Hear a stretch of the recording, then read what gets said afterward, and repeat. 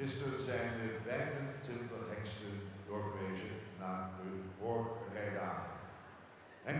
So, wir sehen, dass die Jury bereits wieder an ihrem Platz steht. Dann können wir weitermachen mit der zweiten Besichtigung der Hengstenkörung. Es geht hier um die besten Hengste in ihrem Jahrgang, die wir hier gleich sehen werden. Alle sind bereits mit einem Sternprädikat ausgezeichnet worden. Insgesamt haben sich zur ersten Besichtigung ungefähr 350 Hengste angemeldet. Die sind im November letzten Jahres dann besichtigt worden und etwa 100, ein bisschen weniger, haben es in die zweite Besichtigung geschafft. Ziel ist es jetzt also, in die dritte Runde eingeladen zu werden, in die Vorreittage, die im Juli stattfinden werden. Gestern haben wir bereits 6 Gruppen gesehen mit jungen Hengsten. 25 sind auf die Vorreittage eingeladen worden. Und jetzt geht es eben weiter mit den Gruppen 7 und 8. In Gruppe 7 sehen wir die Nachkommen von Ulbrand 502 und Thiemen 503. Hier in der Präsentation sind die Hengste nach Vätern sortiert. Wenn Sie einen Katalog haben, werden Sie sehen, dass da Hengste nach Meldenummern sortiert sind, nach Katalognummern. Es wird also ein bisschen blättern müssen Sie tatsächlich, wenn Sie direkt folgen wollen. Allerdings werden auf dem großen Schirm hier in der Halle selbst auch interessante Informationen abgebildet und Sie werden von uns hören, welche Informationen uns zur Verfügung stehen. Wie gesagt, wir werden auch heute wieder 6 Gruppen sehen, ähnlich wie gestern. Um 11:45 beginnen wir also mit Gruppe 7, dann direkt im Anschluss Gruppe 8. Und nachdem beide Gruppen vorgestellt worden sind und ihre Resultate erhalten haben, wird es dann gegen 20 nach 1 eine Art Ehrenrunde geben für alle Hengste der Gruppe 7 und 8, die sich qualifiziert haben für die Vorreittage. Wir werden also gleich erst Gruppe 7 sehen, direkt im Anschluss an die Sichtung aller einzelnen individuellen Hengste.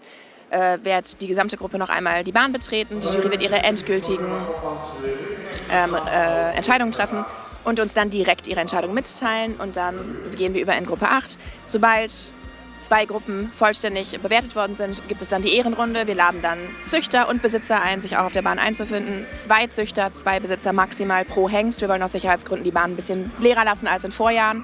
Und dann gibt es eine Art Ehrenrunde und wir können feiern, dass diese Hengste es eben weiter geschafft haben. Danach gibt es ab ungefähr 1:30 die Klinik Beurteilung des friesischen Pferdes. Wie machen wir das eigentlich? Wonach schaut die Jury, worauf achtet sie? Und um 10:50 geht es dann weiter mit der zweiten Besichtigung der jungen Hengste, den Gruppen 9 und 10 und 11 und 12.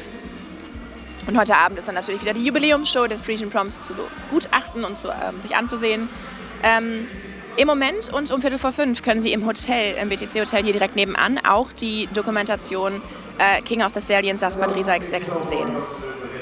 Aber es geht weiter. Die Hengsten-Körungskommission sitzt bereits. Vorsitzender Piet Bergsma, Ellen van Gastel und Corrie Terpstra sind das Dreigespann, das hier heute die Bewertung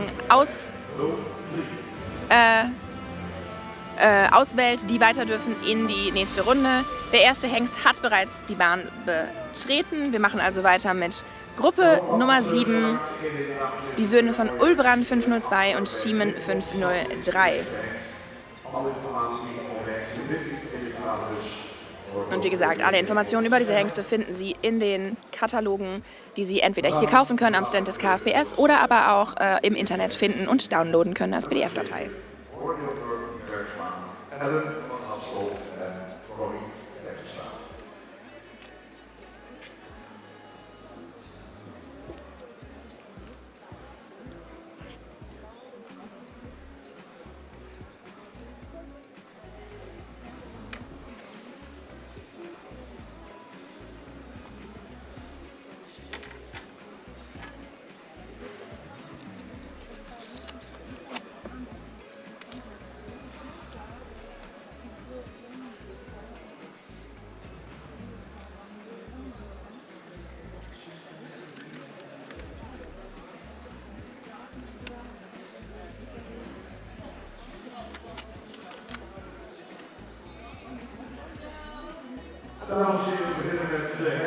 So, meine Damen und Herren, wir beginnen mit Hengst Nummer 11, der 011 im Katalog. Piotr van der Meersken, geboren am 3.3.2021, Vater ist Ulbrand 502, der seines Zeichens Sohn von Ereinde 452 ist. Die Mutter ist Mabel von het Pompelblad, eine Tochter von Torben 466. Züchter und Besitzer ist Aage Ockema aus Siegerswoude. Wir sehen die Nummer 11011. Zuchtwerte können Sie auf dem großen Schirm sehen. Das Stockmaß beträgt 165 cm. Wir sehen also Ulbrand 502 und Torben 466 in der 011, der 011 Piotr von de Meersken.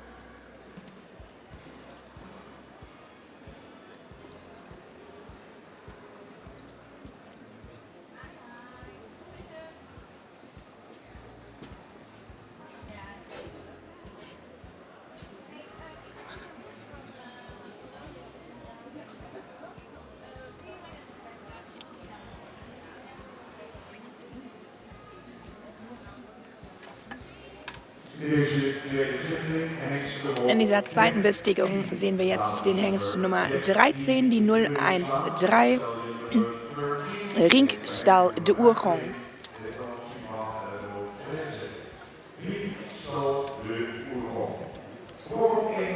geboren am 1. März 2021, Sohn von Ulbrand 502.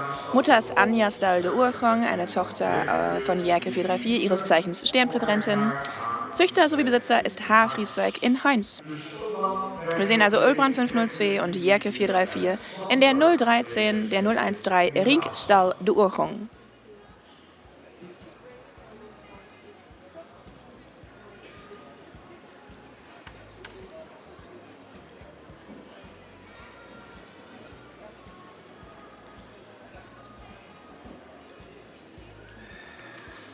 Auf dem Schirm können Sie auch noch den Zuchtbadeexterieur sehen, dann den Zuchtwert der Bewegung, den Verwandtschaftsindex und das Stockmaß ganz unten. Die 43 in diesem Fall der Stamm des Hengsters.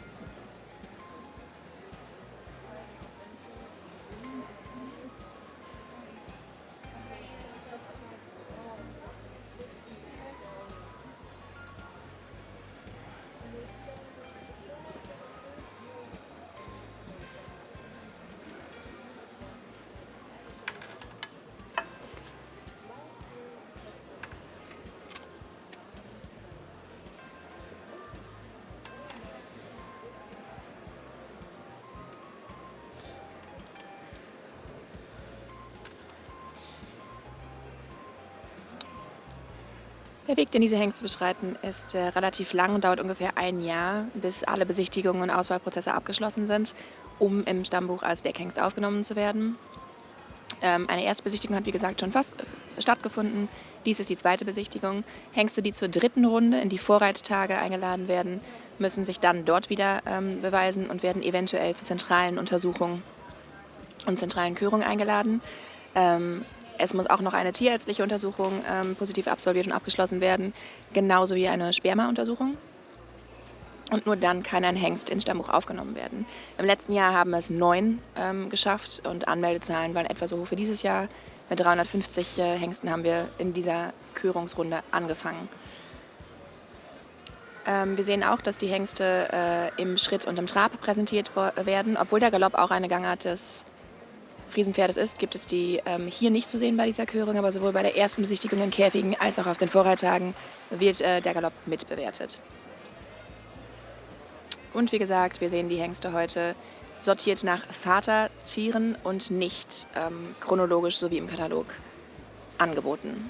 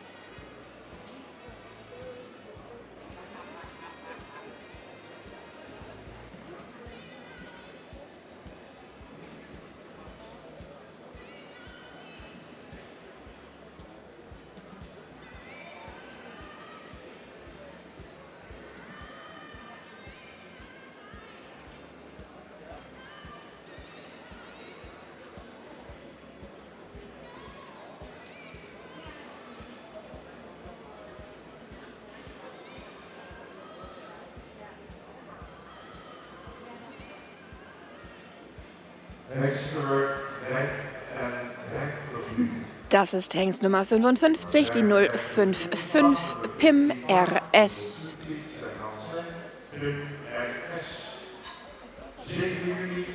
Geboren am 7.7.2021.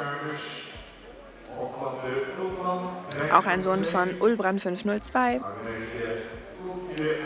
Mutter ist die Stute Ulkje AS, eine Kronsternpräferentin von Felle 422.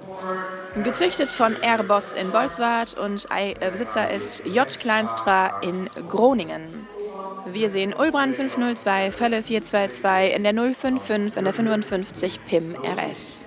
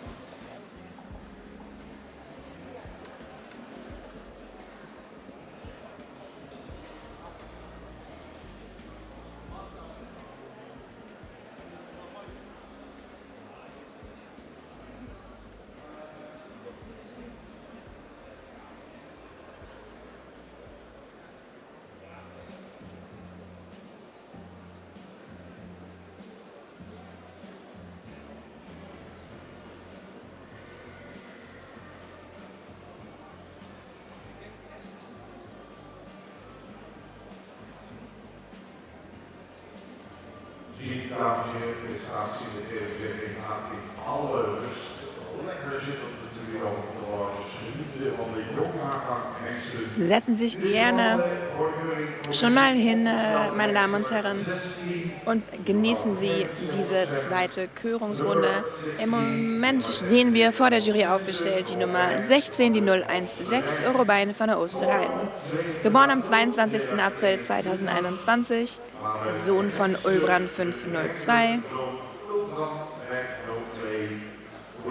Die Mutter ist Brecht van der Oosterrein, eine Sternstute von Hessel 480 und Züchter sowie Besitzer ist T. Langhoutbos in Wielsrüp.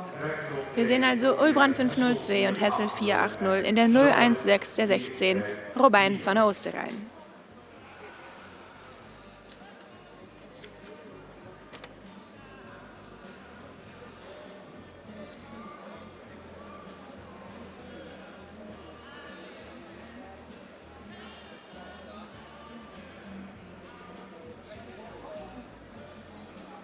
Wat we wilden onze cameramensen heel spreken voorzien.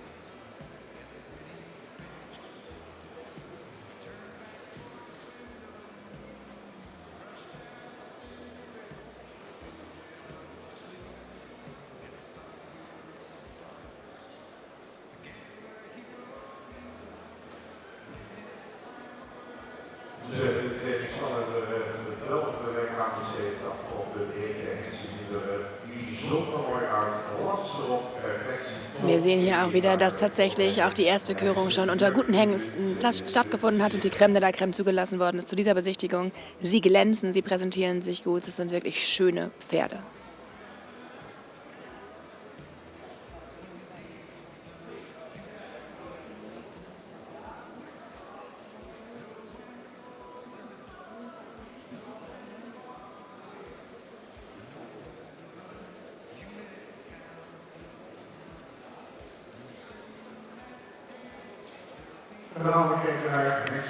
Dann sehen wir den Hengst Nummer 20, die 020 in ihrem Katalog.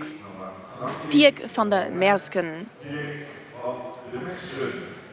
Vater ist wieder Ulbran 502, geboren am 2. Mai 2021.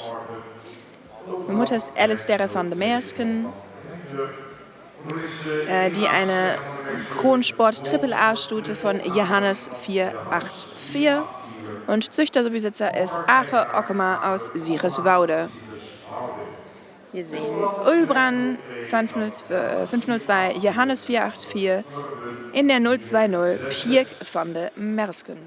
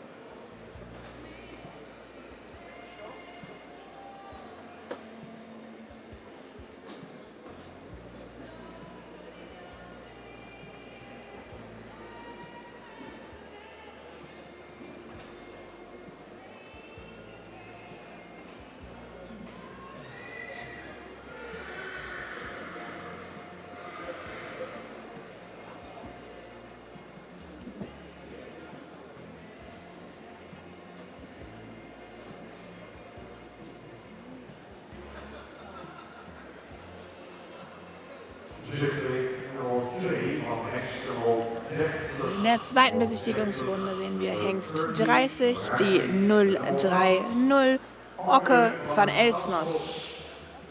Geboren am 28. April 2020. Wird dieses Jahr also 4. Vater ist Timen 503, ein Sohn von Tjalle 454. Mutter ist Wopke van Scheerlands, eine Steherpräferentin Leistungsstute von Riebke 321. Gezüchtet von RGA Tentaille in Haaksbergen und im Besitz von CJM Essens in Buckel und A. Drau in Den Bosch.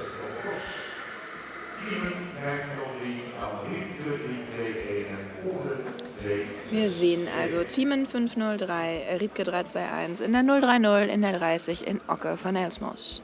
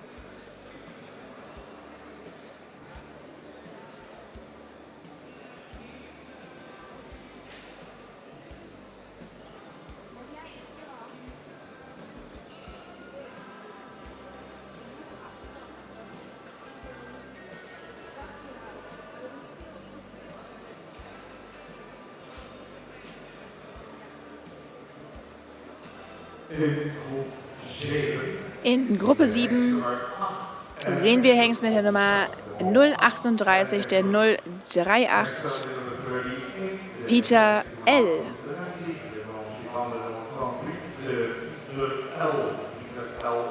Peter L. ist geboren am 11.04.2021, ein Nachkomme von Thiemen 503 und der Stute Aukje L., eine Tochter von Beat 411. Züchter ist W.D. Gemath in Woudenberg und Besitzer A. Thomassen in Lünteren.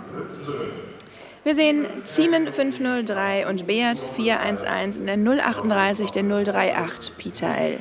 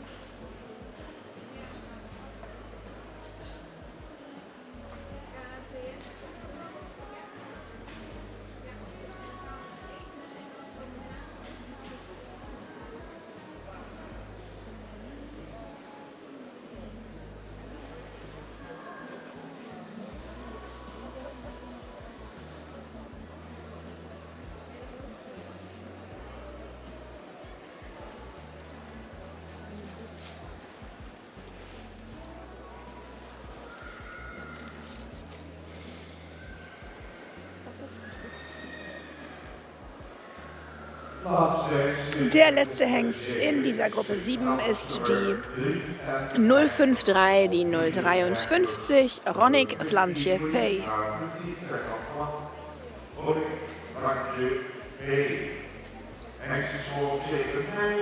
Geboren am 17.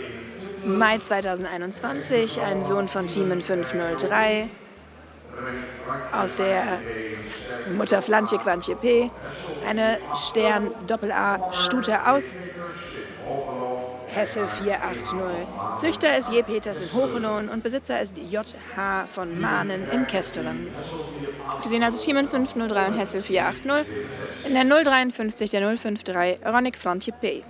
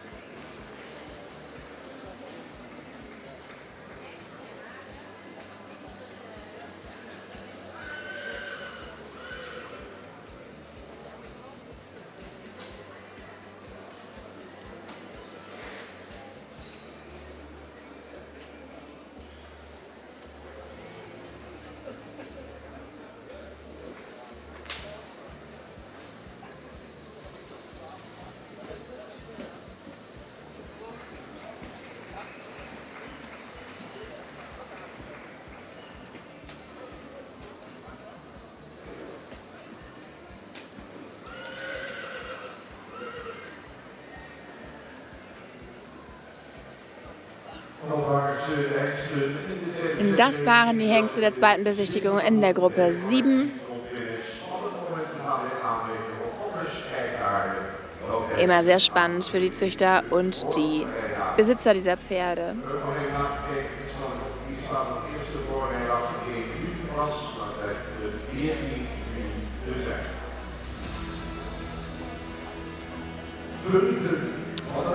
Es geht um die Vorreittage, da müssen wir natürlich hin. Gestern sagte ich, dass die am 1. Juli beginnen, aber das stimmt nicht. Sie fangen tatsächlich am 14. Juni an. Wir sehen jetzt alle Pferde dieser 7. Gruppe noch einmal hereinkommen. Natürlich mit wundervoller Musik, die das Team von Koopmans uns hier zur Verfügung stellt. Unsere Tonspezialisten.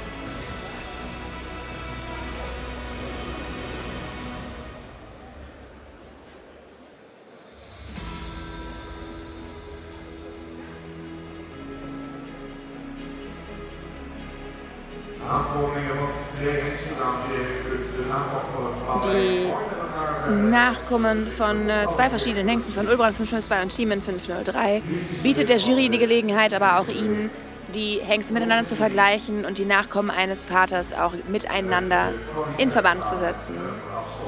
Unsere Jury, bestehend aus Vorsitzendem Piet Bergsma und dann Ellen von Rastel und Corrie Terpstra, werden auch jetzt ihre letzten Entscheidungen treffen. Und sobald sie sich wieder zu ihren Tischen begeben, werden wir hören, welche dieser Hengste es geschafft haben, eine Runde weiterzukommen und bei den Vorreittagen antreten dürfen und von welchen Hengsten wir uns leider verabschieden müssen.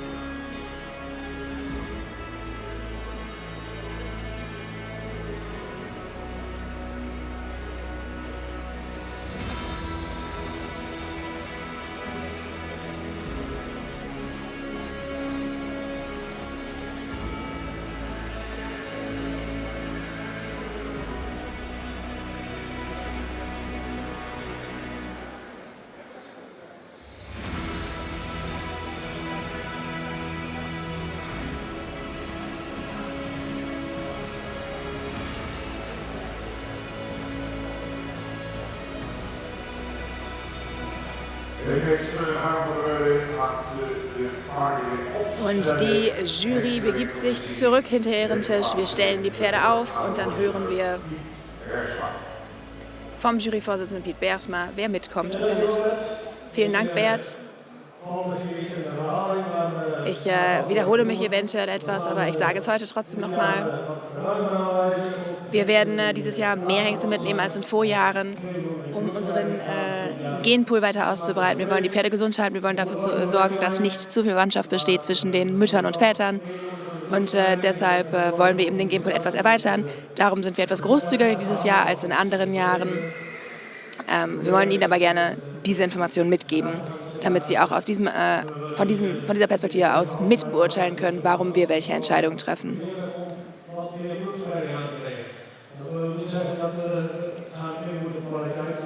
Das heißt natürlich nicht, dass wir, was die Qualität der Pferde betrifft, Rückschritte machen wollen oder dass wir andere Pferde nicht mitnehmen. Aber wir wollen eben tatsächlich auch Hengste mitnehmen, die für den Genpool der Population gut sind. Und diese Informationen geben wir lieber vorher als nachher. Ich fange an mit der Nummer 11. Ein edler Kopf und langer Hals, der gut platziert ist. Schöne Schulterlage. Der Rücken könnte stärker sein.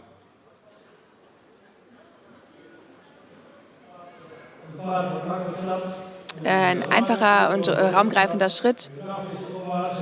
Sehr aufrecht im Trab, mit viel Kraft. Gutes Hinterbeinnutzung und wir laden ihn gerne ein in die Vorreittage.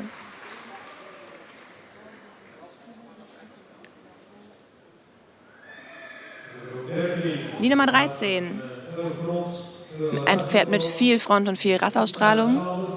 Eine etwas steile Schulter, aber eine gute Rückenlinie. Schöne Lendenpartei. Die Gruppe ist lang genug. Sehr horizontal gebaut. Ein schönes langes Vorderbein. Ein raumgreifender Schritt, sehr kräftig und aktiv. Im Trab sehr aufrecht.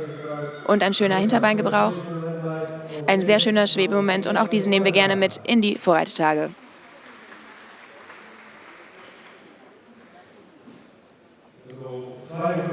Kommen wir zu Nummer 55. Könnte einen edleren Kopf haben, ein etwas langer Kopf. ein guter normaler Hals, der gut platziert ist, schöne Schulterlichung, eine starke Oberlinie. Die Gruppe ist ausreichend lang und ein wenig abfallend, ausreichend lange Vorderbeine, ein etwas langes Hinterbein. Im Schritt könnte er etwas raumgreifender laufen und ein wenig aktiver im Schritt könnte er auch sein. Der Trab war in guter Form, aber wir nehmen ihn nicht mit in die Vorreitertage.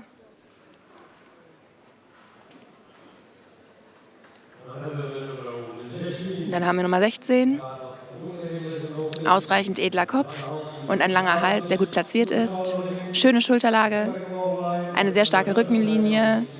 Die Lendenpartei könnte stärker ausgebildet sein, aber eine lange Gruppe, die ein wenig abfällt. Sehr horizontal gebautes Pferd mit einem langen Vorderbein, ein wenig säbelbeinig, ein raumgreifender und im Takt bleibender Schritt. Im Trab einen schönen Vorderbeingebrauch. Er könnte etwas besser zum Tragen kommen. Im Trab fehlt ihm ein wenig die Haltung und darum nehmen wir ihn nicht mit in die Vorreitertage. Kommen wir zu Nummer 20.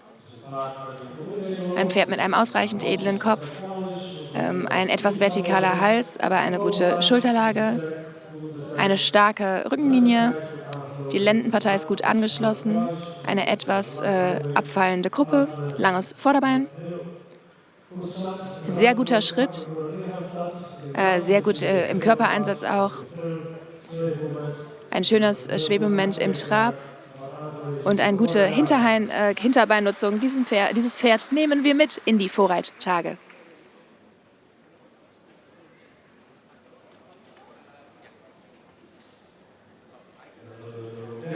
Kommen wir zu Nummer 30. Ein edler Kopf, langer Hals und eine etwas schräge Schulter. Ein etwas langes Mittelstück. Die Lendenpartei könnte stärker ausgebildet sein. Ausreichend lange Gruppe. Ein langes Vorderbein. Das Hinterbein ist gut gestellt. Sehr trocken und hart. Raumgreifender Schritt. Im Trab sehr aufrecht. Und ein guter Hinterbeingebrauch. Und darum nehmen wir diesen Hengst gerne mit in die Vorreitertage.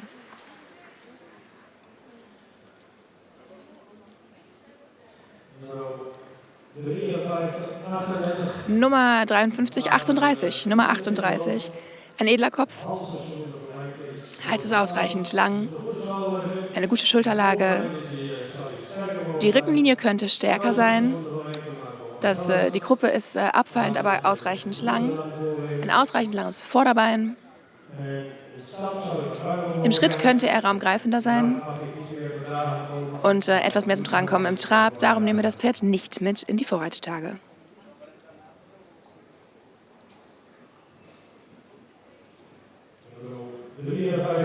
Nummer 53, ein edler Kopf, ausreichend langer Hals, der gut platziert ist, schräge Schulter, eine starke Rückenlinie, eine lange Gruppe, könnte ein etwas längeres Vorderbein gebrauchen, ein wenig säbelbeinig auch, ein einfacher und raumgreifender Schritt, im Trab sehr aufrecht und gute Hinterbeinnutzung, ein schöner Schwebemoment, wird mitgenommen in die Vorreitertage.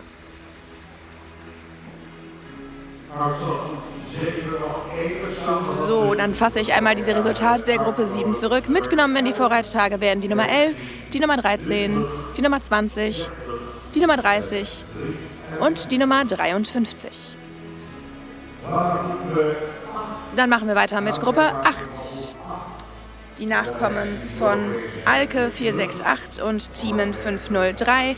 Und sobald wir wissen, welche Hengste aus dieser Gruppe in die Vorreitertage eingeladen werden, dann kommen die eingeladenen Hengste der Gruppen 7 und 8 wieder zurück in die Bahn und Züchter sowie Besitzer können eine Ehrenrunde mit ihren Pferden drehen.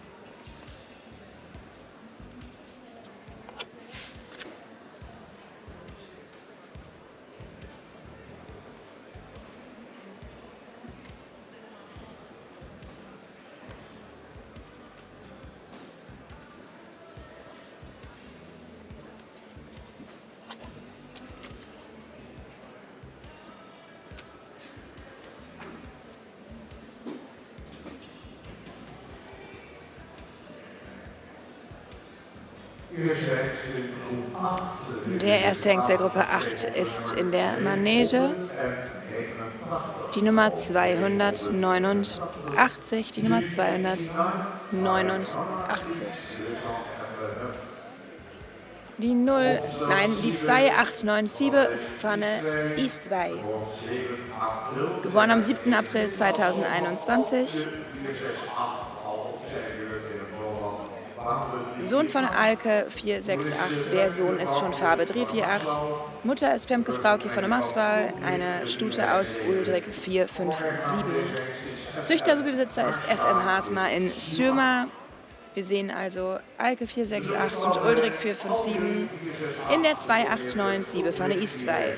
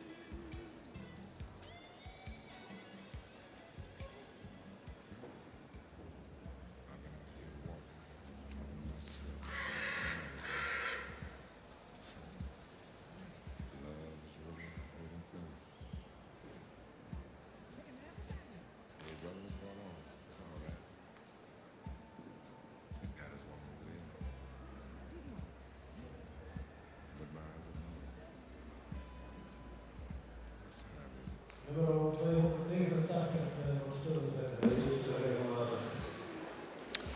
Die 289 brechen wir ab. Das Pferd ist nicht ruhig genug und findet seinen Rhythmus nicht. Er wird eingeladen zu einer Herkörung, zu einer Nachkörung zu späterem Zeitpunkt.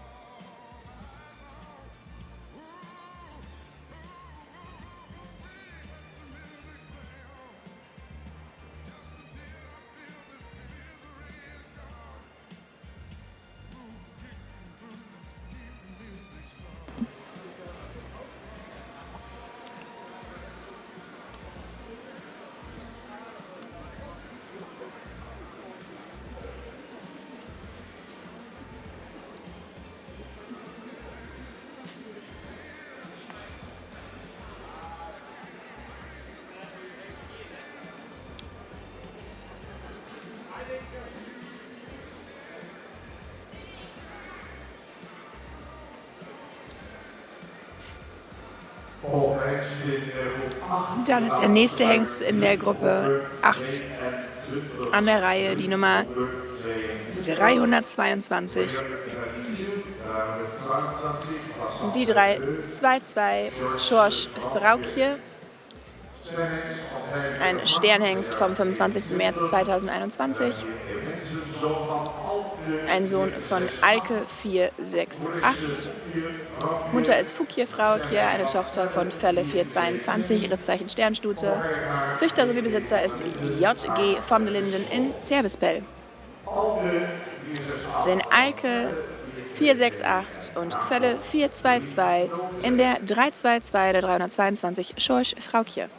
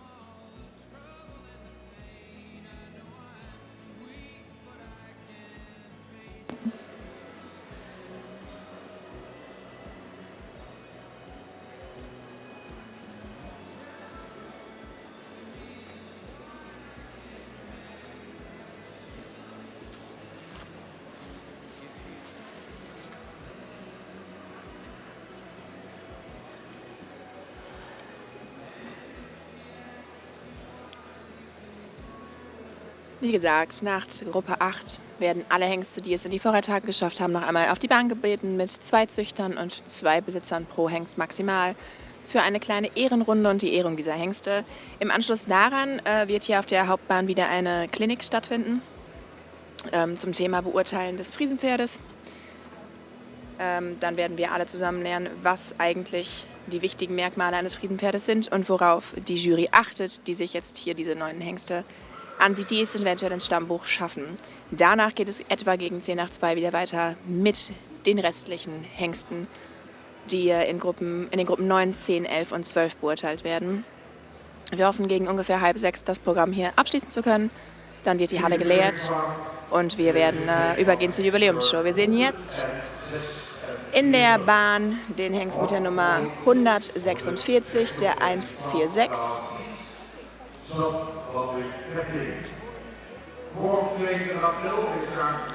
Sam van der Ketting, geboren am 22. April 2021, ein Sohn von Thiemen 503, der seines Zeichens Sohn von Charles 454 ist.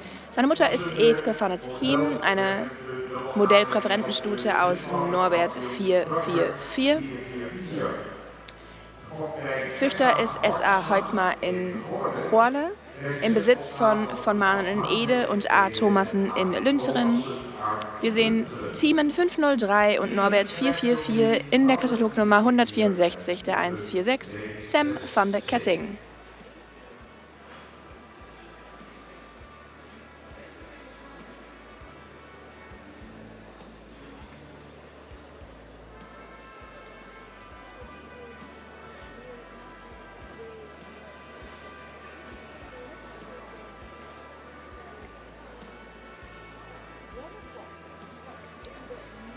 Neben den Clinics, die wir hier auf der Hauptbahn im Saal selber präsentieren, die also auch im Anschluss an Gruppe 8 ausgeführt wird, sind im Westcourt WTC Hotel hier direkt nebenan an der Halle den ganzen Tag über auch verschiedene Kurse und Workshops angeboten in den Sprachen Niederländisch, Englisch und Deutsch.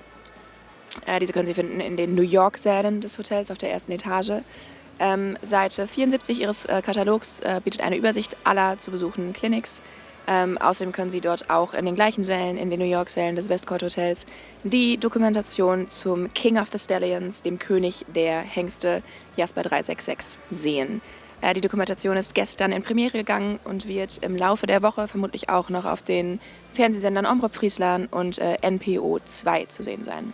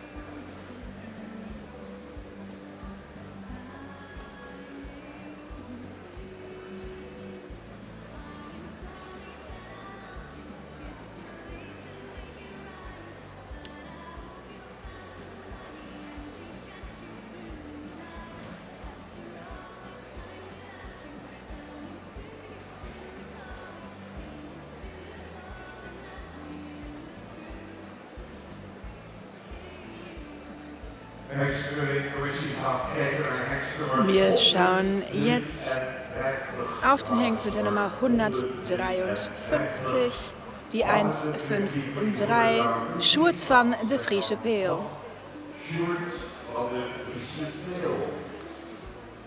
Geboren am 3. Juli 2021. Vater war Tiemen 503, Mutter Dautschen van de Friese Peel, eine Sternstute aus Hessel 480. Besitzer sowie Züchter ist W. Vandenberg in Westerbeek. Tiemen 503 und Hessel 480 in der 153 der 153 Sjoerd van de Friese Peel.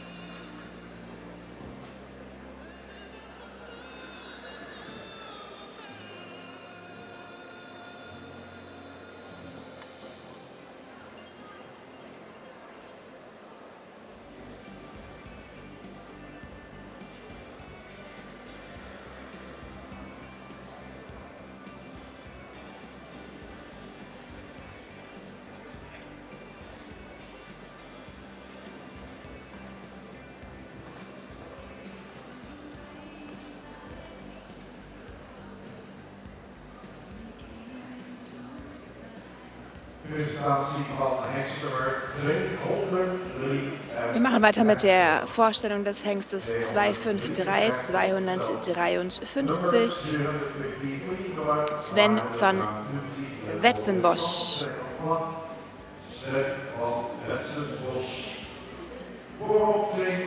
Geboren am 2.3.2021, auch ein Sohn von Timen 503, aus der Stute Lisette von Wetzenbosch, eine Stärstute aus Michiel 442, sowohl gezüchtet als im Besitz von WD Sieswerda aus Harlingen. Timen 503 und Michiel 442 in unserer Katalognummer 253 253 Sven van Wetzensbosch.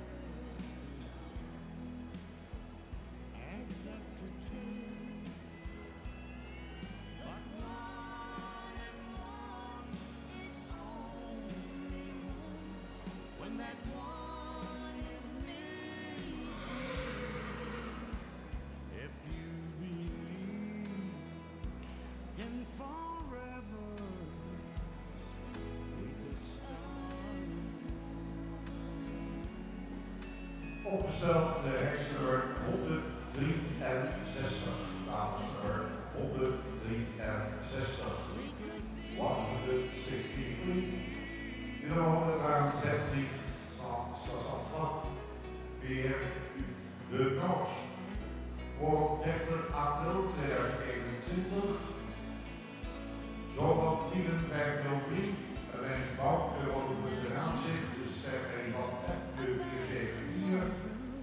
Hij zit op bij DNP van Lisa, zit in 0. En hij gaat aan Thomassen naar Lunteren. Tielenberg 03 en de 474 en Sherk 328.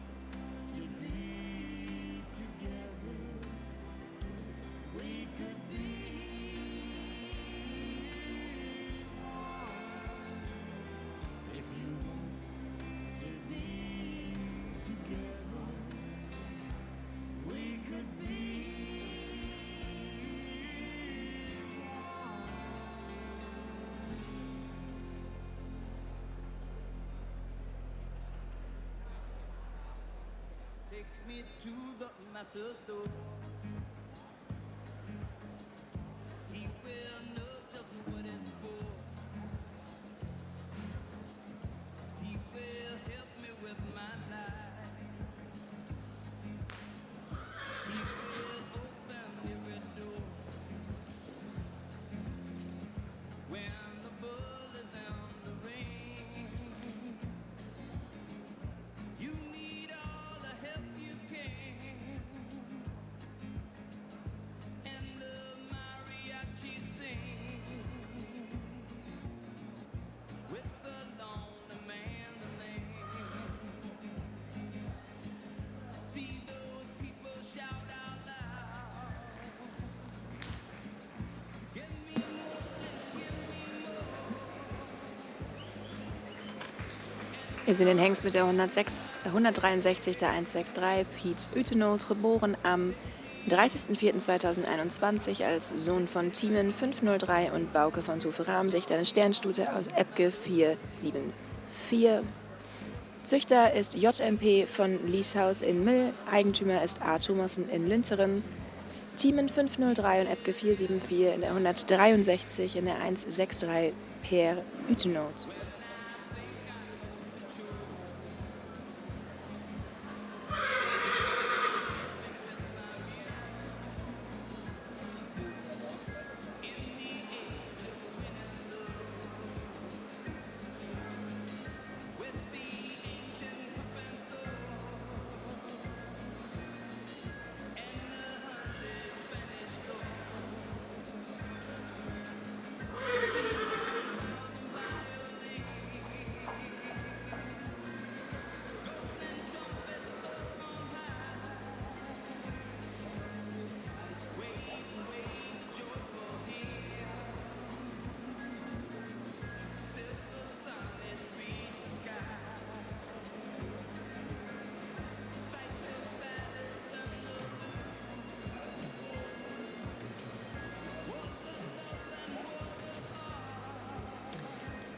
Dies ist der letzte Hengst in Gruppe 8, der Nachkommen von Alke 468 und Thiemen 503.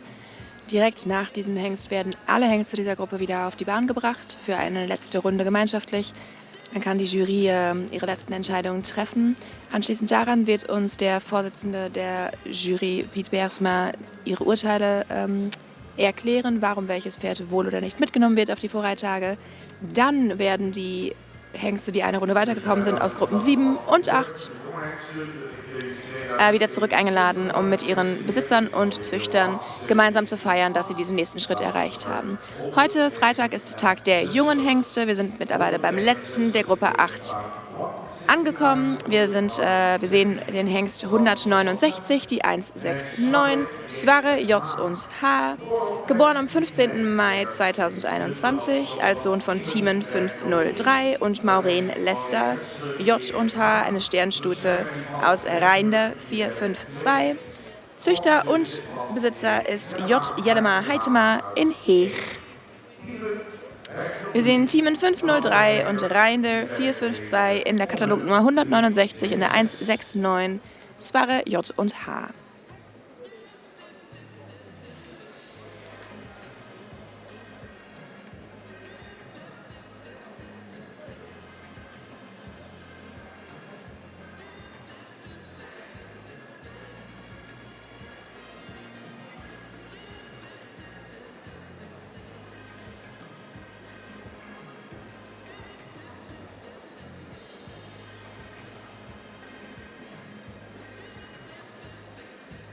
Im Anschluss an die Ehrung der Hengste aus Gruppen 7 und 8, die weitergekommen sind und sich auf den Vorreitetagen präsentieren dürfen, wird ein weiterer Workshop hier auf der Hauptbahn gegeben zum Thema Beurteilen des Friesenpferdes. Was macht die Jury eigentlich hier den ganzen Tag? Esther Rehn wird uns das erklären. Wir erwarten so gegen 13:35 Uhr mit diesem Workshop beginnen zu können. Ab 1:50 geht es dann wieder weiter mit der Besichtigung der Pferde aus den Gruppen 9, 10, 11 und 12. Alles junge Hengste, die noch nicht zugelassen worden sind im Stammbuch und hoffen, ihre Zuchtzulassung zu erhalten. Morgen am Samstag sehen wir dann alle bereits im Stammbuch aufgenommenen Hengste. Viele von diesen Hengsten sind auch hier als Väter der heute zu sehenden Pferde vertreten und dann wird die Meisterschaft der Zuchthengste ausgetragen. Aber heute die jungen Hengste, die noch darauf hoffen, ins Stammbuch aufgenommen zu werden. Gleichzeitig laufen im WTC Westcourt Hotel hier direkt nebenan nach wie vor die Clinics und Workshops oder Lesungen, an denen Sie teilnehmen können. Auf Seite 74 Ihres Kataloges können Sie eine Übersicht finden. Einen Flyer mit sämtlichen Lesungen können Sie auch im Internet auf der Website des KFPS finden. Das Programm läuft bis ungefähr 5 Uhr. Um 4:45 sind in den New York-Sälen des Hotels Westcourt auch die Dokumentation The King of the Stallions, der König der Hengste, Jasper 366 zu sehen. Eine Art Hommage-Dokumentation an einen der einflussreichsten Friesenhengste, den die Rasse kennt. Es ist frei zugänglich für jeden, der hier in Leeuwarden in der Nähe des WTC-Hotels ist.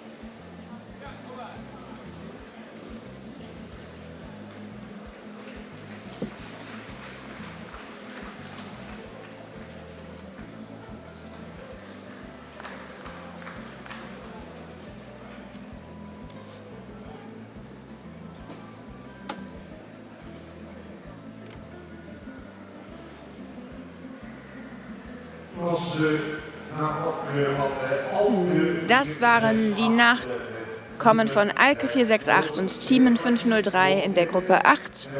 Die gesamte Kollektion Nachkommen kommt jetzt wieder auf die Bahn. Dann darf die Jury einen letzten Blick auf sie werfen. Nachdem das passiert ist, wird uns dann Piet Bergsma, unser Juryvorsitzender, genau erklären, was er gesehen hat, zusammen mit seinen beiden Kolleginnen und welche Pferde auf die Vorreittage eingeladen werden. Danach dürfen alle Hengste, die sich qualifiziert haben, zusammen mit ihren Besitzern und Züchtern, 2 pro Hengst, bitte nur aus Sicherheitsgründen wollen wir die Bahn ein wenig leer halten, einfinden auf der Bahn und dann gibt es die offizielle Ehrung für all diese Hengste, Züchter und Besitzer. Immer ein sehr wichtiger Moment für die beteiligten Menschen und Pferde. Und zum Wiedereinlaufen in die Bahn der Gruppe 8 kommen wir wieder von unserem Koopmans Tonteam eine wunderschöne musikalische Untermalung.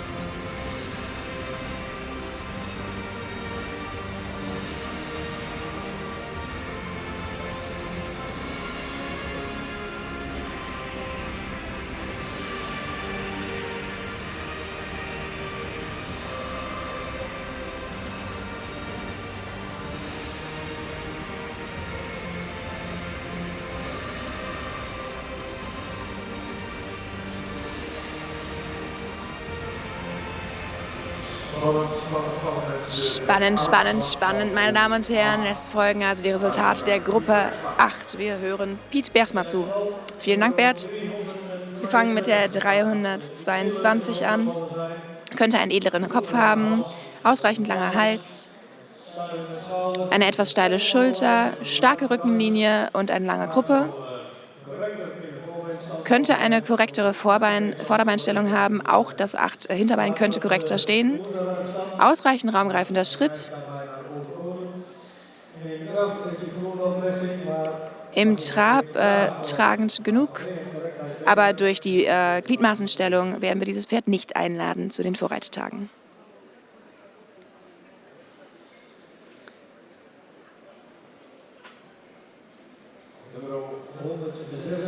Die 146, die 146.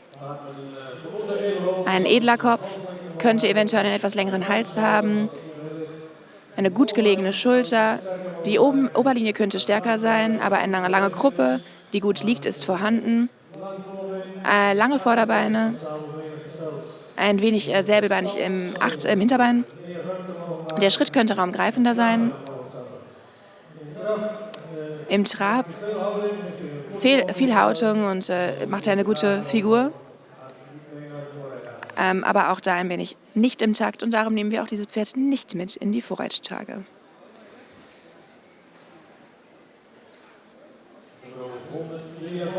Die 153, die 153, ein edler Kopf, ein ausreichend langer Hals, Schultern liegen gut, eine starke Rückenlinie, auch die Gruppe liegt gut, könnte aber etwas länger sein. Die Vorderbeine könnten auch etwas länger sein.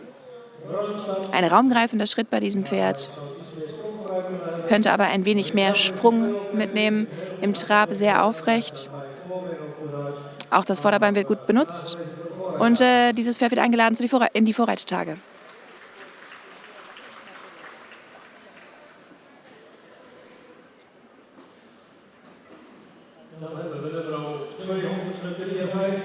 Dann 153.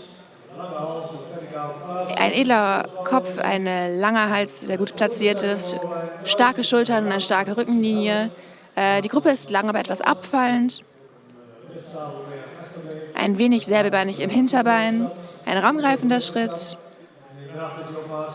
und im Trab sehr aufwärts und gute Hinterbeinnutzung. Wir nehmen das Pferd mit in die Vorreittage.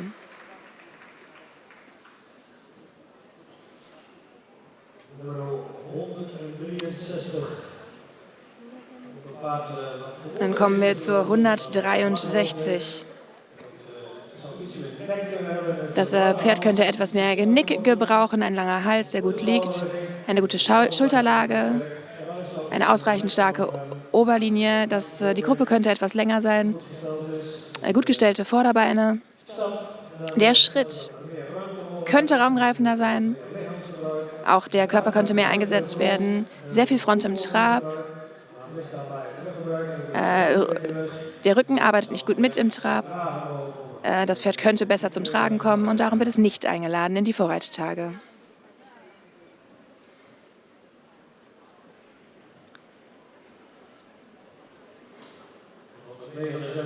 Die 169 ist ein bisschen unruhig. Ein edler Kopf, ein langer Hals, der ein wenig horizontal steht, eine gute Schulterlage. Der Rücken ist ausreichend stark ausgebildet. Gruppe ist ein wenig abfallend. Die Vorderbeine könnten länger sein. Die Hinterbeine könnten härter und trockener sein. Der Schritt ist nicht ausreichend raumgreifend. Im Trab guter Einsatz des Vorderbeins.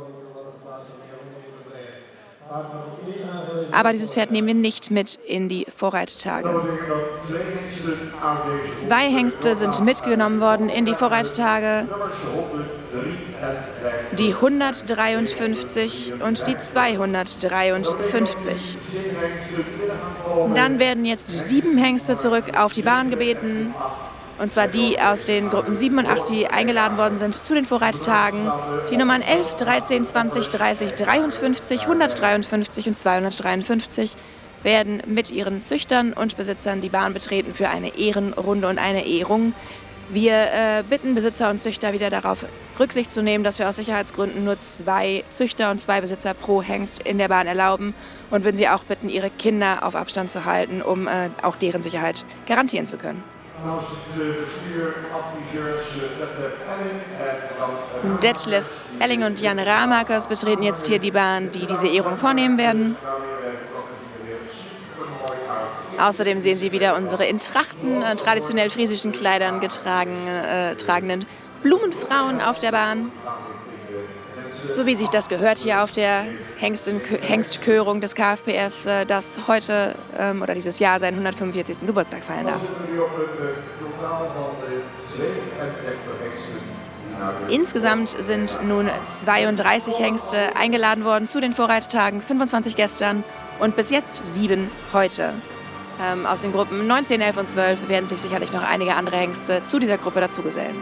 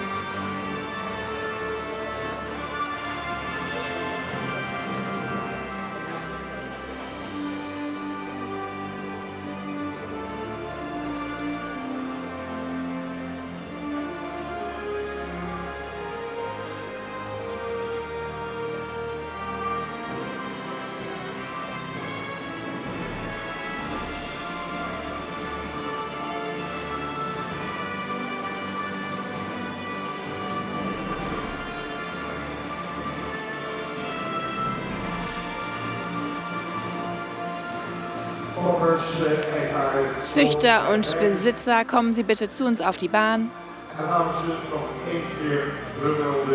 Und dann benenne ich Sie noch einmal aus. Eingeladen zu den Vorreittagen sind die folgenden Nummern. Die Nummer 11, Piotr von der Mersken, vom 3.3.21, Sohn von Ulbrand 502 und Enkelsohn von Torben 466, Züchter und Besitzer Ache Ockema aus Siegerswoude. Die Nummer 13, Ringstyle de Urchong, Sohn von Ulbrand 502, Großenkel von Jerke 434, Züchter und Besitzer H. Friesweig aus Heinz. Dann die Nummer 20, Pierk van de Mersken, Vater Ulbraun, Großvater Johannes 484, Züchter und Besitzer ist Ache Ockema aus Siegerswoude. Kommen wir zur Nummer 30, Ocke von Elsmos, Sohn von Thiemen 503 und Enkel von Ripke 321. Züchter ist RGA Tenteile in Haagsbergen und Besitzer sind CJM Essens aus Buckel und Adechau aus Herzogenbosch. Dann haben wir noch die 53, Ronnik Flantje, Sohn von Thiemen 503 und Enkel von Hessel 480. Züchter J. Peters aus Hochelohn und Besitzer J.H. van Maanen in Kesteren. Dann die 153 aus Gruppe 8, Sjoerd van de Friese Peel,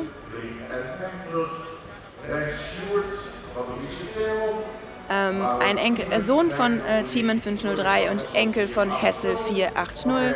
Züchter sowie Besitzer ist W. Vandenberg in Westerbeek. Und zum Schluss die 253, Sven van Wetzensbosch, Sohn von Thiemen 503, Enkel von Michiel 442 und Züchter sowie Besitzer ist W.D. Sieswerda in Harlingen. Unsere herzlichen Glückwünsche.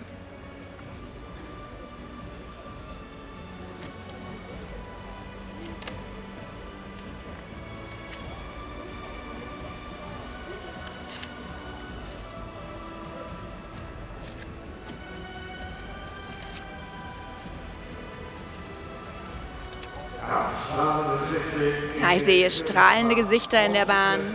Ein großer Erfolg für all diese Menschen und Pferde.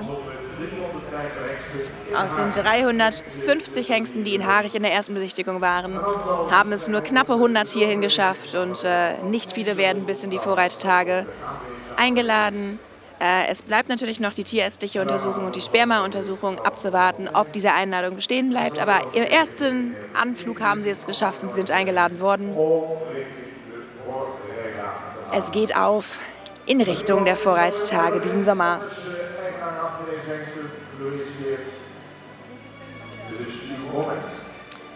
Wir wünschen Züchtern und Besitzern alles Gute und einen herzlichen Glückwunsch. Das ist Ihr Moment. Bitte genießen Sie ihn auch gebührend.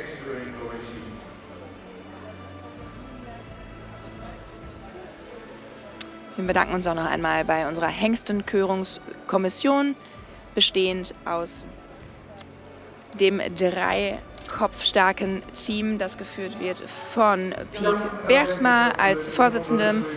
Unterstützt wird er von den Damen Corrie Terpstra van der Meer und Ellen van der Gastel, die wir also zur Körung der Gruppen 9, 10, 11 und 12 später wiedersehen.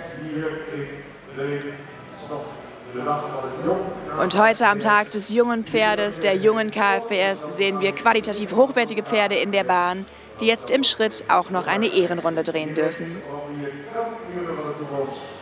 Wer weiß, vielleicht stehen hier die Champions, die Meister der Zukunft, den Meister für 2024, werden wir morgen suchen unter allen bereits ins Stammbuch eingetragenen Hengsten, die hier morgen zu einer Meisterschaftskörung auftauchen und auflaufen werden.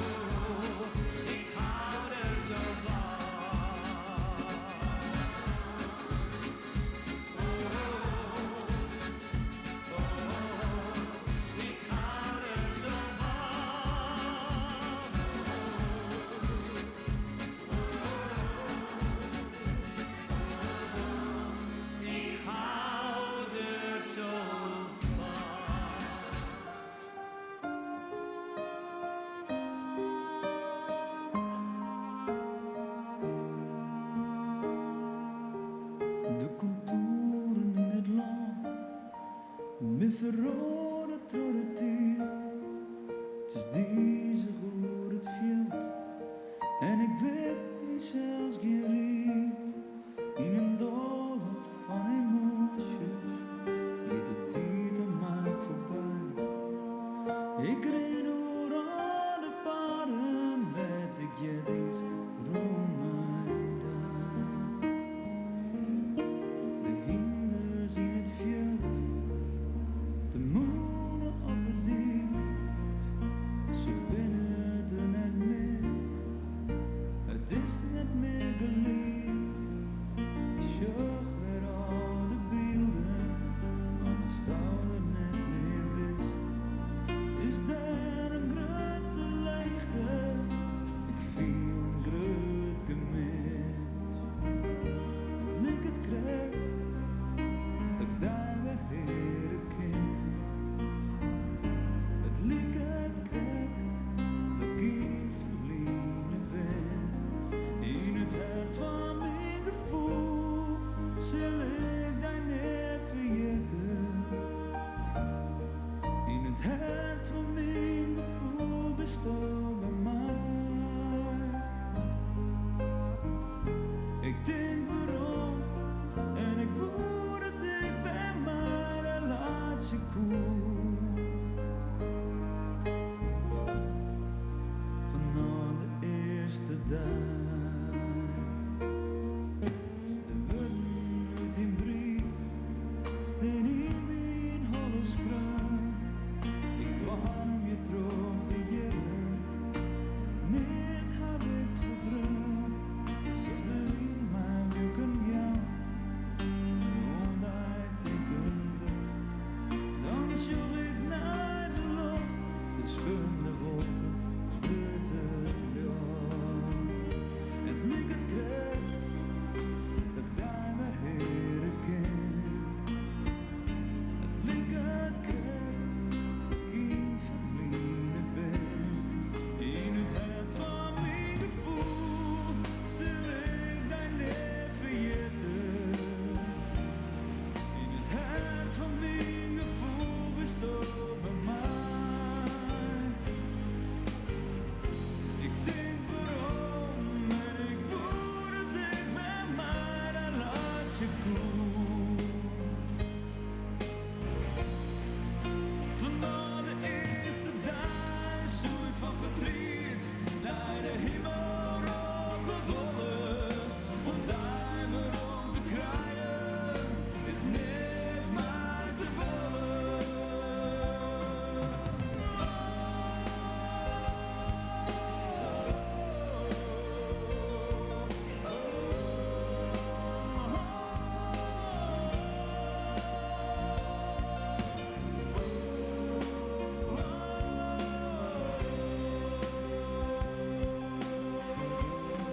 In het hart van mijn gevoel zal ik daar niet vergeten. In het hart van mijn gevoel bestaat bij mij. Ik denk waarom en ik voel dat ik bij mij de laatste koe. Vanaf de eerste dag.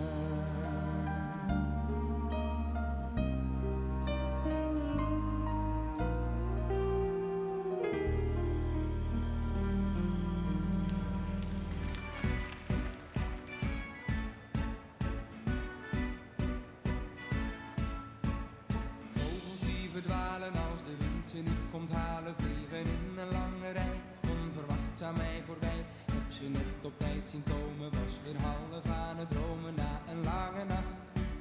Ah. Voetbal kijken ergens in een kroegje verderop, was al lang niet meer geweest en toen ze wonnen was het feest. Eenmaal thuis weer aangekomen, zag ik door het dier de bomen en het bos niet meer. Ah.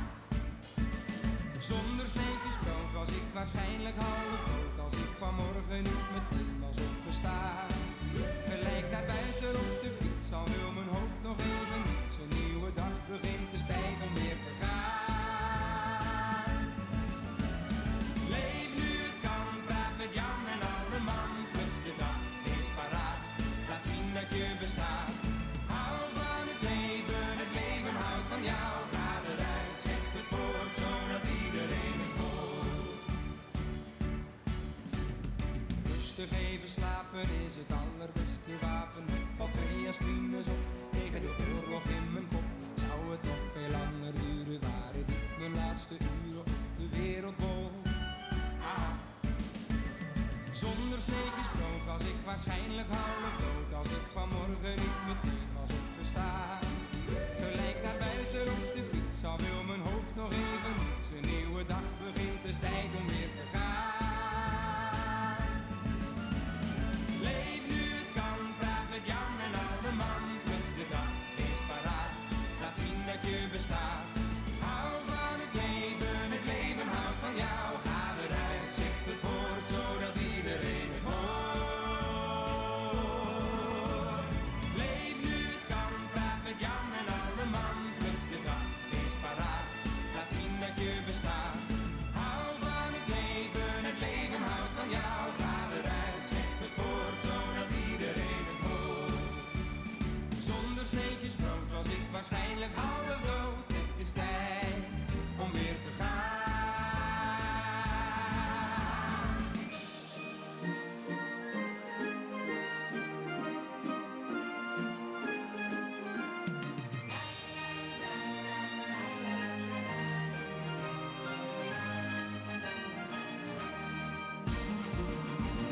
Leef nu het kan, praat met Jan en alle man. Pluk de dag, wees paraat, laat zien dat je bestaat. Hou van het leven houdt van jou. Ga eruit, zeg het woord, zodat iedereen.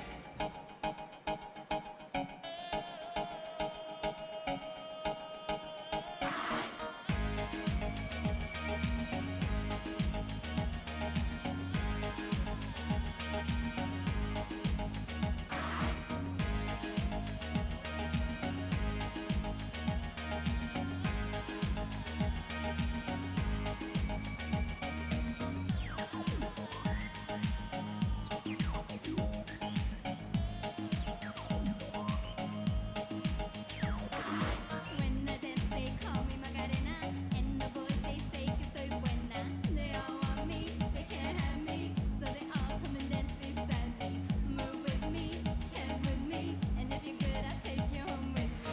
Move with me, chant with me, and if you're good, I'll take you home with me. Dala tu cuerpo alegría Macarena, que tu cuerpo es para dar la alegría y cosa buena. Dala tu cuerpo alegría Macarena, Macarena. Dala tu cuerpo alegría Macarena, que tu cuerpo es para dar la alegría y cosa buena.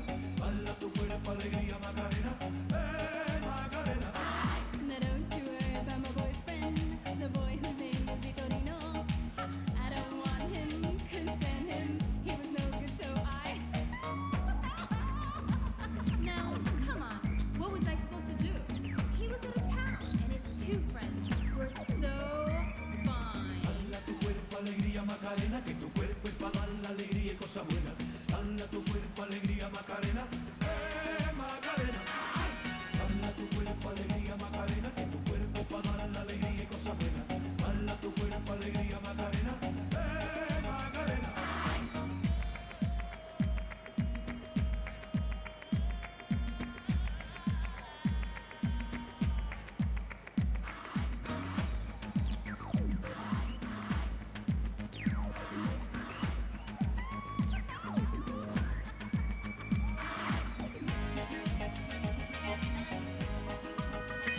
Oeh, yeah, ah yeah. Oeh. Sexy als ik dans.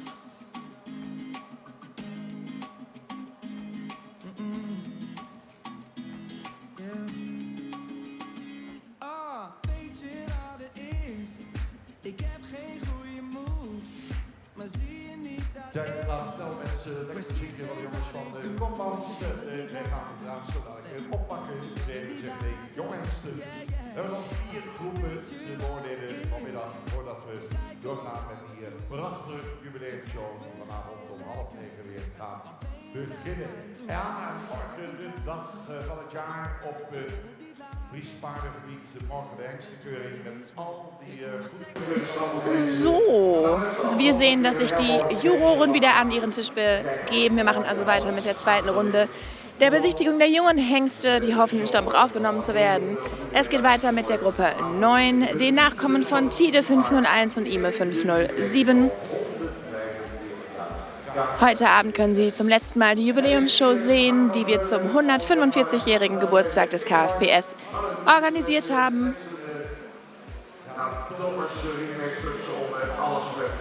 Ich möchte mich auch noch einmal bedanken bei unseren Ringmeistern, die dafür sorgen, dass die Pferde nicht miteinander kollidieren, sondern zeitig auch die Bahn betreten und verlassen.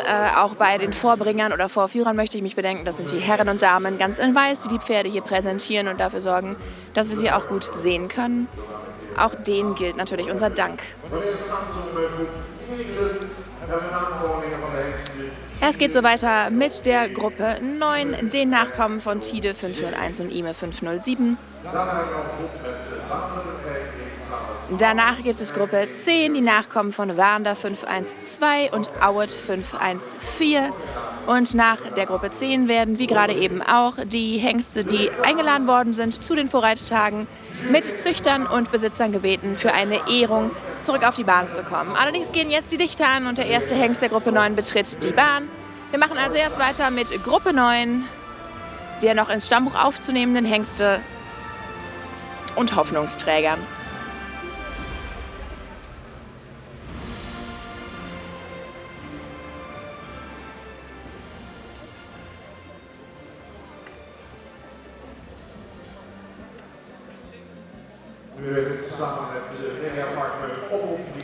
Unser Medienpartner ist Omroep Friesland, hier der friesische regionale Sender, der sämtliche Tage der Hengstenkörung in der niederländischen Sprache überträgt, aber auch Livestreams organisiert hat in Englisch mit Kelly Verbeem, auf Deutsch mit mir, Lisa Wigmann, auf Spanisch mit Christe Jongstraap und auf Französisch mit Siska de Best und Karin Fourmont. Sollten Sie also später noch einmal zurückschauen wollen, können Sie auf YouTube diese Livestreams finden. Und wenn Sie morgen nicht anwesend sein können, aber trotzdem die Meisterschaft der bereits gekürten und in Stammbuch aufgenommenen Hengste sehen wollen, können Sie das nicht nur auf Niederländisch tun, sondern auch auf Englisch, Französisch, Spanisch, Deutsch oder Friesisch. Denn morgen gibt es auch den friesischen Kommentar mit unter anderem Henk Dijkstra, den wir heute Morgen während der Horses to Fly Competitions schon gesehen haben.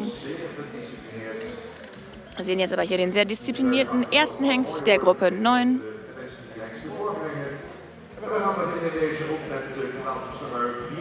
Das ist die Katalognummer 044, die 044. Sie sehen auch auf dem Schirm die Informationen.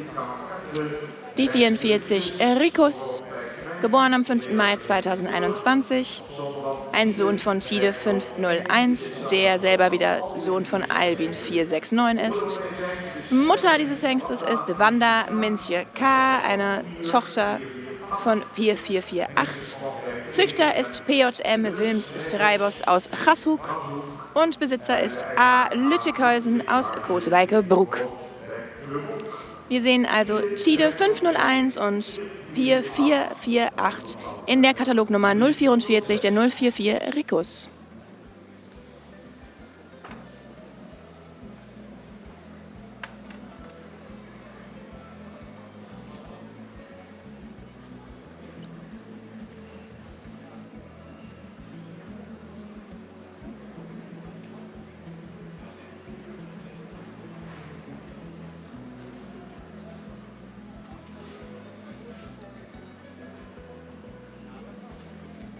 Informationen zu den vorgestellten Hengsten können Sie, wie gesagt, dem großen Schirm hier in der Halle entnehmen, den Sie im Livestream auch sehen dürften.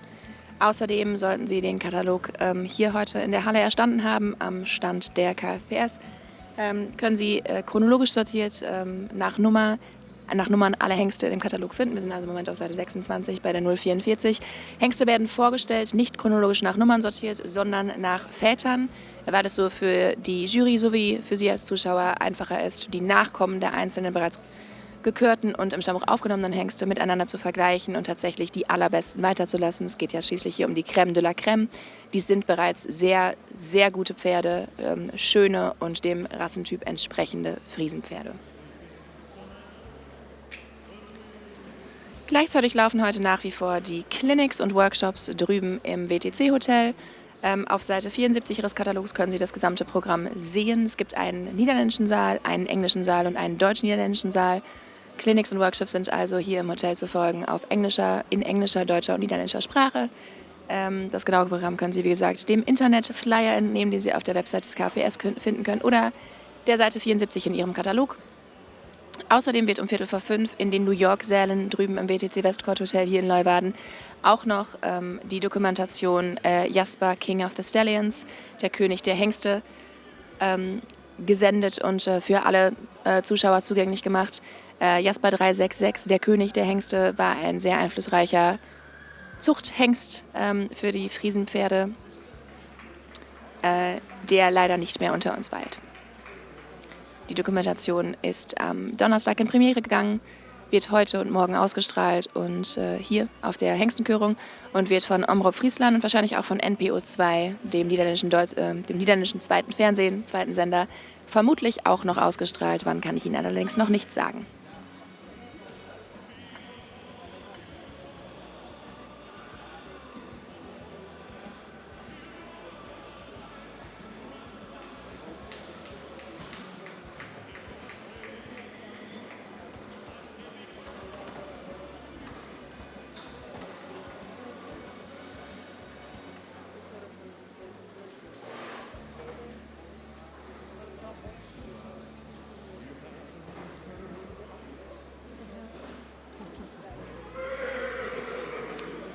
Genau wie auch in den Runden 7 und 8, die wir vor der Pause bereits sahen, werden hier nun alle Hengste der Gruppe 9 einzeln vorgestellt und an der Jury vorgeführt. Nachdem der letzte Hengst dieser Gruppe individuell vorgestellt worden ist, werden alle Hengste noch gemeinsam ein paar Runden in der Bahn drehen, um es der Jury leichter zu machen, ihre Entscheidungen zu treffen. Es gibt durchaus auch Pferde, die besser in der Gruppe laufen als alleine. Letzten Endes sind Pferde natürlich Herdentiere und verhalten sich oft etwas ruhiger und können dann besser im Takt laufen, wenn sie nicht alleine sind, sondern sich an anderen Tieren orientieren können. In dieser letzten Runde, in der alle gemeinsam laufen, wird die Jury ihre Entscheidungen treffen und dann wird uns der Juryvorsitzende Piet Bergsma direkt im Anschluss an diese gemeinsam gelaufene Runde die Entscheidung der Jury mitteilen. Es gibt eine kurze Bewertung und Erklärung zu den einzelnen Tieren. Dann hören wir direkt, wer in die Runde 3 eingeladen worden ist, die in diesem Sommer stattfinden wird, die sogenannten Vorreittage, Vorreitdagen, bei denen dann weitere Beurteilungen stattfinden werden. Zur ersten Besichtigung, die im November stattgefunden hat, haben sich 350 Hengste angemeldet. Heute hier sehen wir über das Wochenende verteilt in 12 Gruppen knappe 100 Hengste. Und letztes Jahr haben es 9 schlussendlich durch die zentrale Untersuchung, sämtliche tierärztliche und Spermauntersuchungen geschafft und ins Stammbuch und sind dann ins Stammbuch eingetragen worden. Dieses Jahr haben wir, wie gesagt, sind wir bis hierhin gekommen, bis zur zweiten Besichtigung bis jetzt. Knappe 100 Hengste sind heute hier. Und im Juni gibt es dann den ersten Vorreittag, das ist Runde 3. Alle Hengste müssen sich auch noch einer tierärztlichen Untersuchung unterziehen und eine Spermauntersuchung wird auch noch ausgeführt. Beide müssen positiv ausfallen, wenn die Einladung zu den Vorreittagen tatsächlich bestehen bleiben soll. Wir sind beim zweiten Hengst angekommen in dieser Runde. Die Katalognummer 47, die 047, Sicke von Sarabos. Geboren am 30.04.2021, ein Sohn von Gide 501 und Sjoerdje van Sarabos, eine Sternstute von Heize 425. Züchter ist PH Salzma in Gerkesklooster und Besitzer ist J.J. van de Meulen in Hasker-Heune. Wir sehen Tide 501 und Heize 425 in der Katalognummer 047 in der 47 Sicke van Sarabos.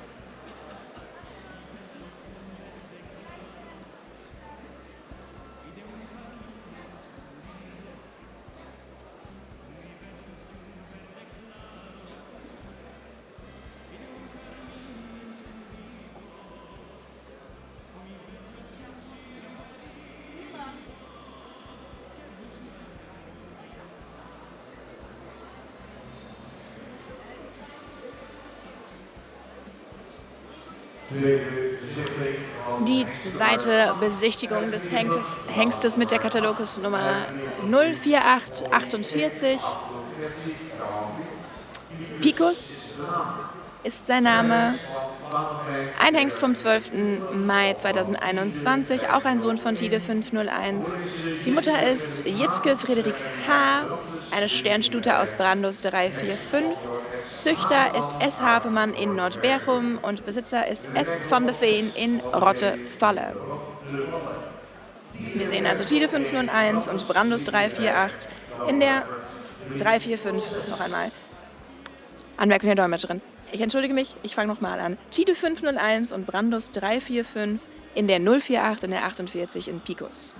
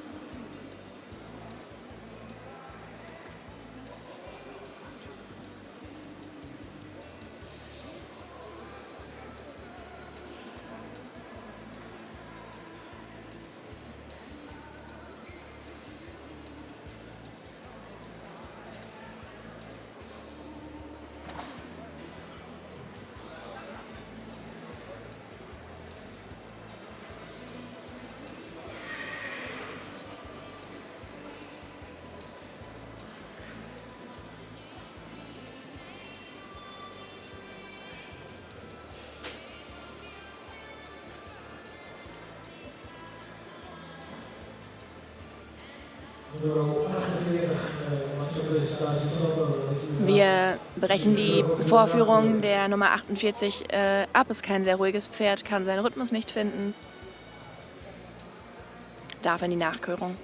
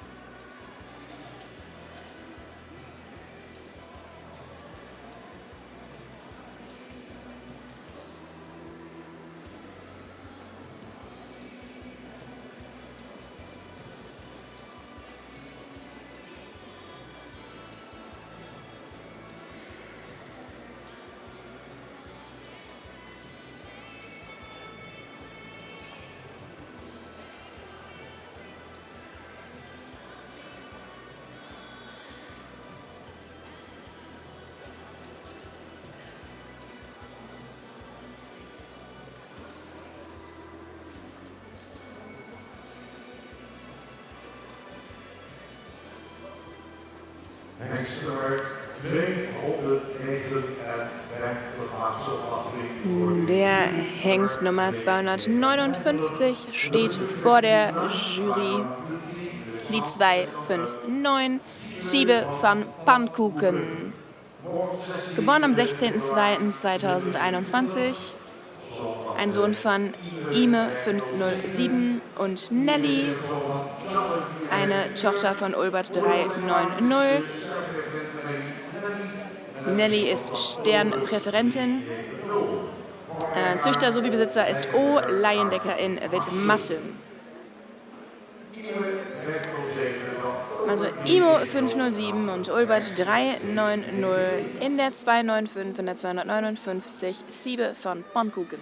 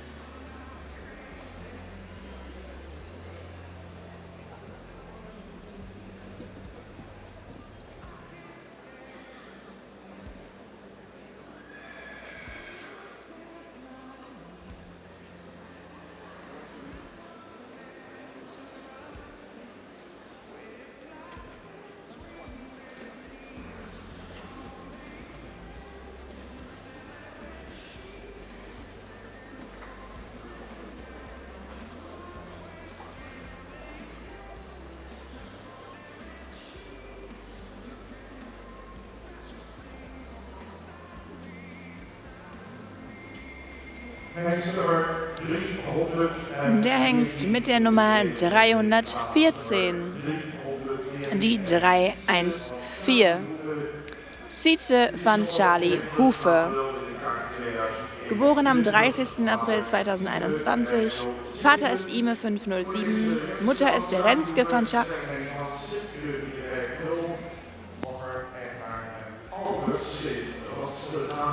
Mutter ist Renske von Charlie Hufe, die ihrerseits eine Sternstute aus Sipke 450 ist. Besitzer und Züchter M. Albert aus Rotzersgaast. Wir sehen also Ime 507 und Sipke 450 in der 314, in der 314 Size von Charlie Hufe.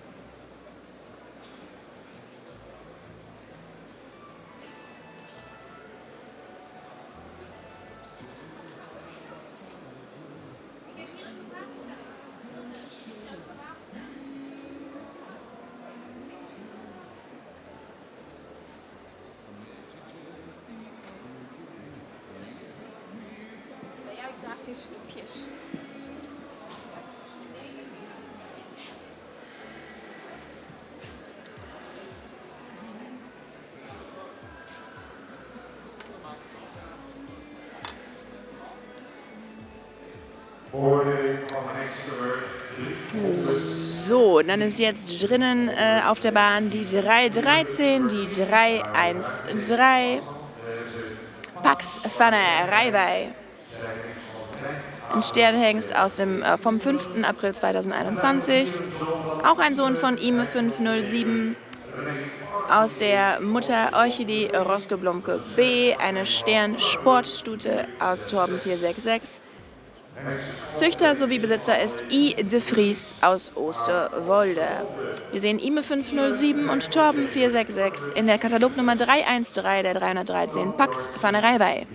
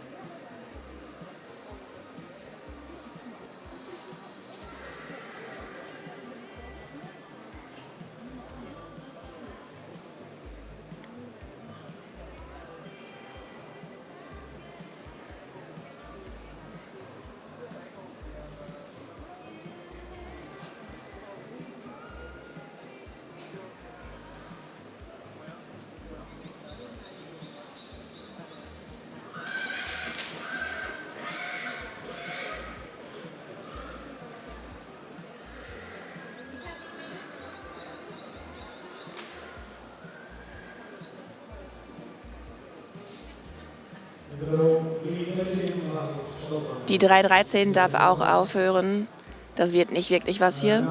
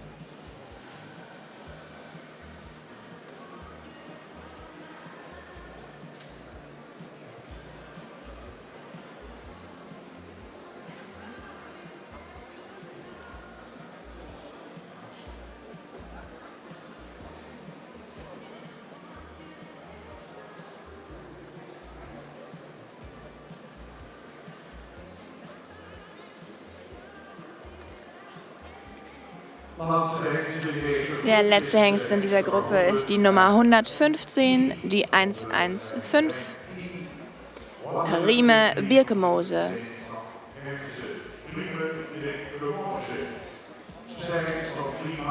Ein Sternhengst, geboren am 3. März 2021. Vater ist Ime 507.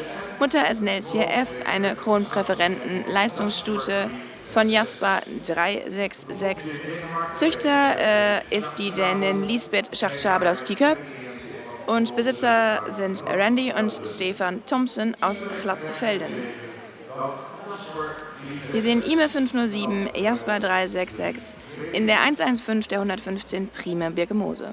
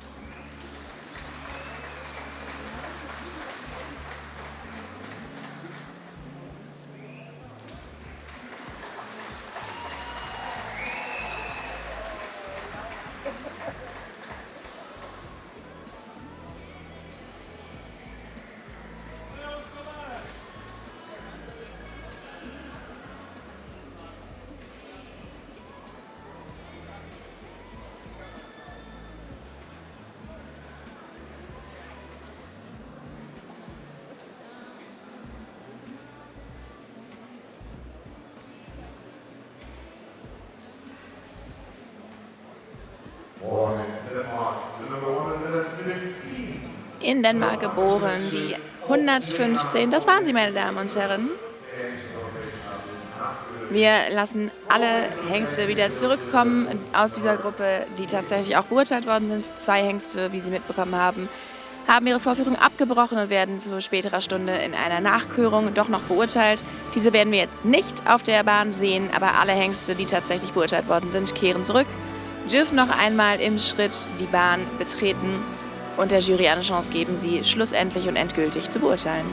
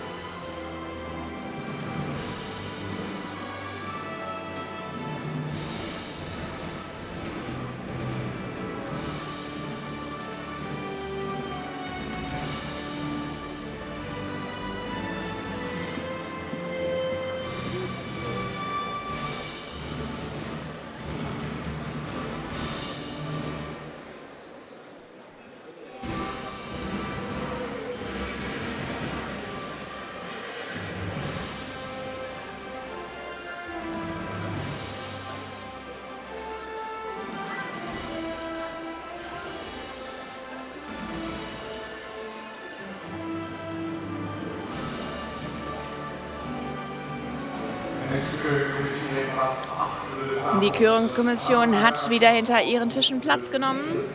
Und dann kommen jetzt also die Resultate der Gruppe 9.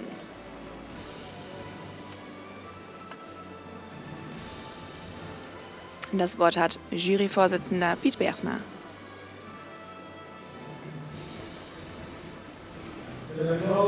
Danke, Welbert. Mit 44 fangen wir an. Ein ausreichend edler Kopf. Könnte ein wenig mehr Genicklänge gebrauchen. Der Hals kommt tief aus der Brust, ist auch ein wenig schwer. Eine starke Rückenlinie, eine ausreichend lange Kruppe, lange Vorderbeine, die gut unterm Körper stehen. Das Hinterbein ist ein wenig säbelbeinig. Im Schritt könnte das Pferd raumgreifender schreiten. Im Trab sehr aufrecht, aber das Vorderbein könnte mehr genutzt werden. Es fehlt ein wenig Flexibilität und Souplesse, kommt nicht mit in die Vorreittage.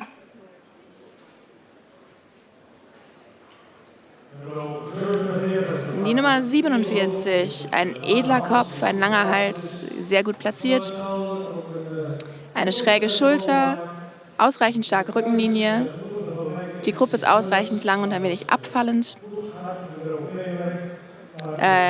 hartes und trockenes Beinwerk, sehr gut im Schritt. Im Trab ist noch ein wenig Platz für mehr Souplesse, aber das Pferd darf mit in die Vorreittage.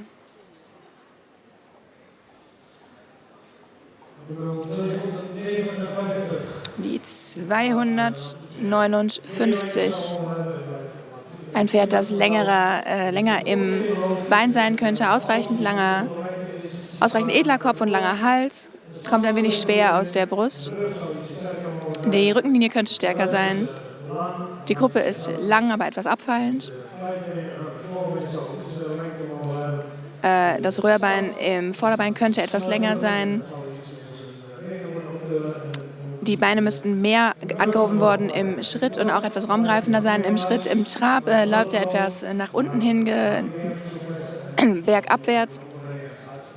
Und darum kommt das Pferd nicht mit auf die Vorreittage.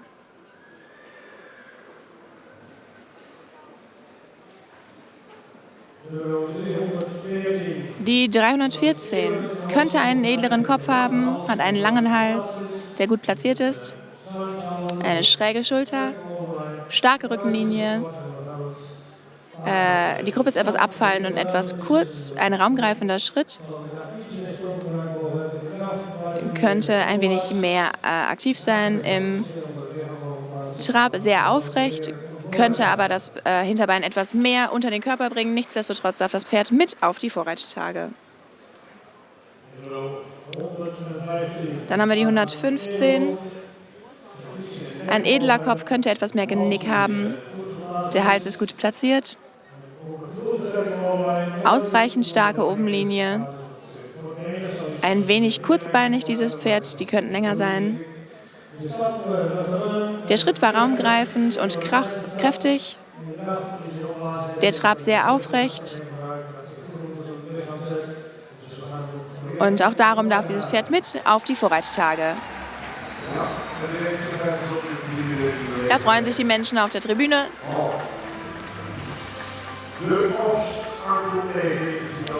Aus Gruppe 9 dürfen mit die 47, die 115 und die 314. Diese drei Hengste werden auf den Vorreittagen neu vorgestellt.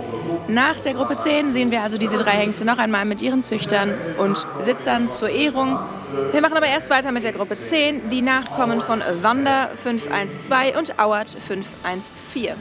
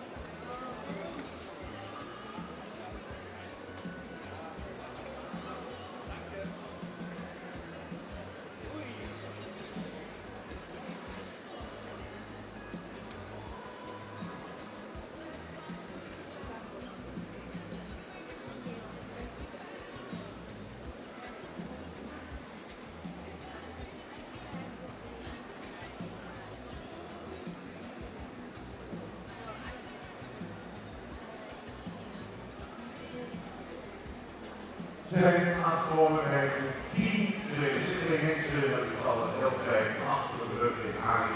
Omdat ze eigenlijk voor elkaar. Wir sind angekommen bei Gruppe 10 dieser Hengstenkörung. All diese Hengste haben schon einen ganz schönen Weg hinter sich her. Wie gesagt, wir haben im November angefangen in Harich mit ungefähr 350 Hunden, knappe 350 Hengsten, knappe 100 sind jetzt heute hier. Wir machen weiter mit Gruppe 10, dem ersten Hengst mit der Katalognummer 203, die 203. Reize van der Pole, geboren am 7. Februar 2021 als Sohn von Waanda 512 und Afke van der Pole, eine Stute aus Uldrik 457, Züchter ist Pem Annema Hoekstra aus Horns des Waag und Besitzer sind die Stuterei Friese Fischer und Frau MCL Föhring aus Drachten. Wir sehen also Waanda 512 und Uldrik 457 in der 203, der 203 Reize van der Pole.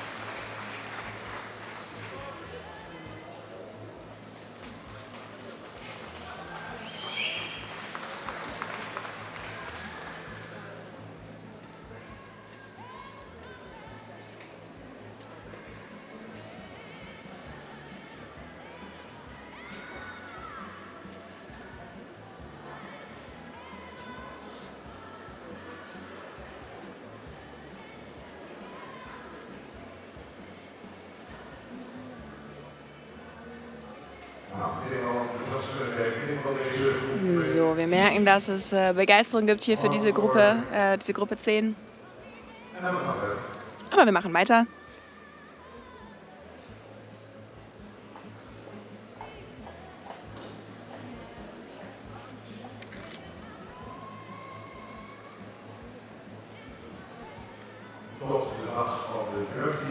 Nach wie vor der Tag der Jugend hier. Wir haben die jungen Hengste auf der Bahn, um sie heute kören zu lassen. Wir hatten heute Morgen die Horses to Fly Competition der jungen Reiter. Wir haben heute viele Clinics, die durch die jungen KFBS, die jungen Reiter der Koninklijk Stamboek Friespaard und Stamboek Organisationen gegeben und organisiert worden sind.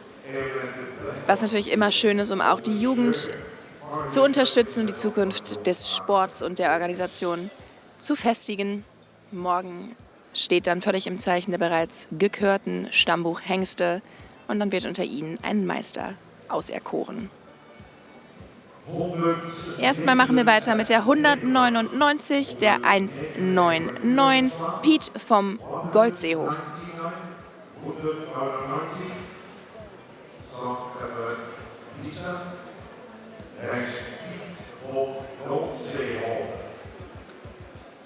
Geboren am 29.06.2021 als Sohn von Waande 512, aus der Stufe Duke von Kippenburg, eine Tochter von Markus 491, eine Kron-Doppel-A-Stute. Züchter und Besitzer sind C und A Mangwed in Naudes in Österreich. Wir sehen also Waande 512 und Markus 491 in der 199, der 199, Piet vom Goldseehof.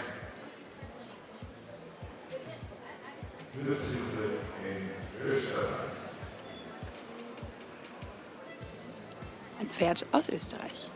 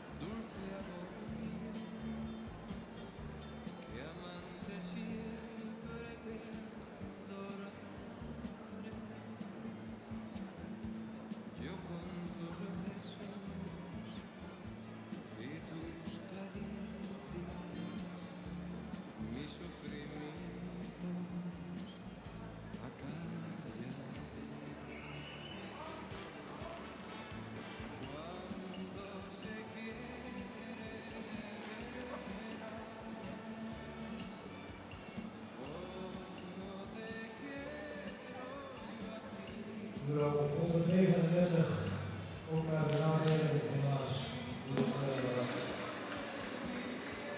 Auch die 199 schicken wir in die Nachkörung. Das wird hier leider nicht so richtig was.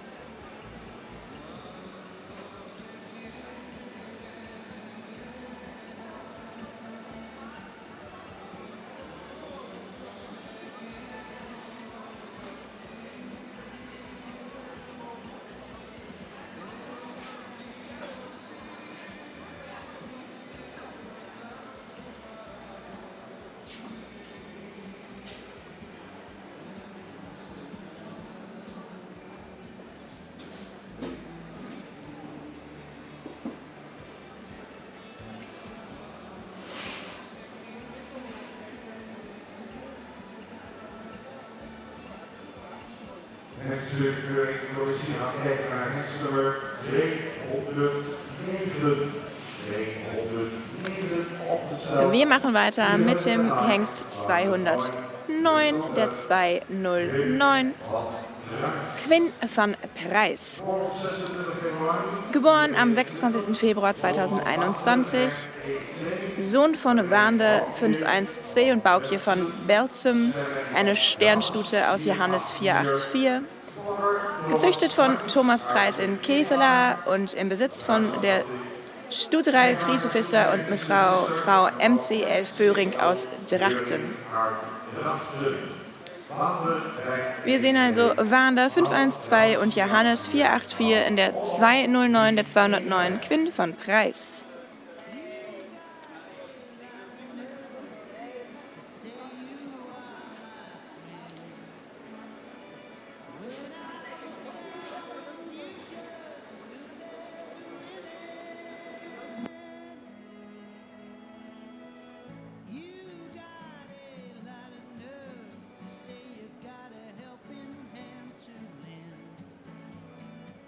Just want to be on the side.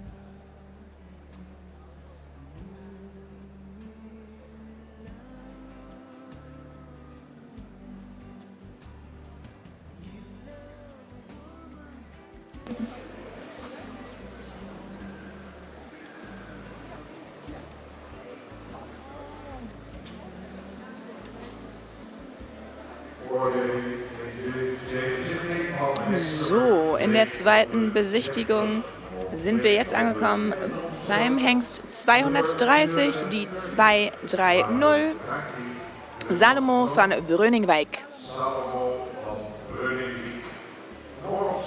Geboren am 26. Juli 2021, auch ein Sohn von Wander 512, mit der Stute Heike Y, eine Sternstute aus Farbe 348.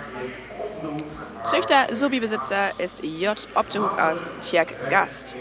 Wander 512 und Farbe 348 in der 230 und der 230 Salomo van Breuningswijk.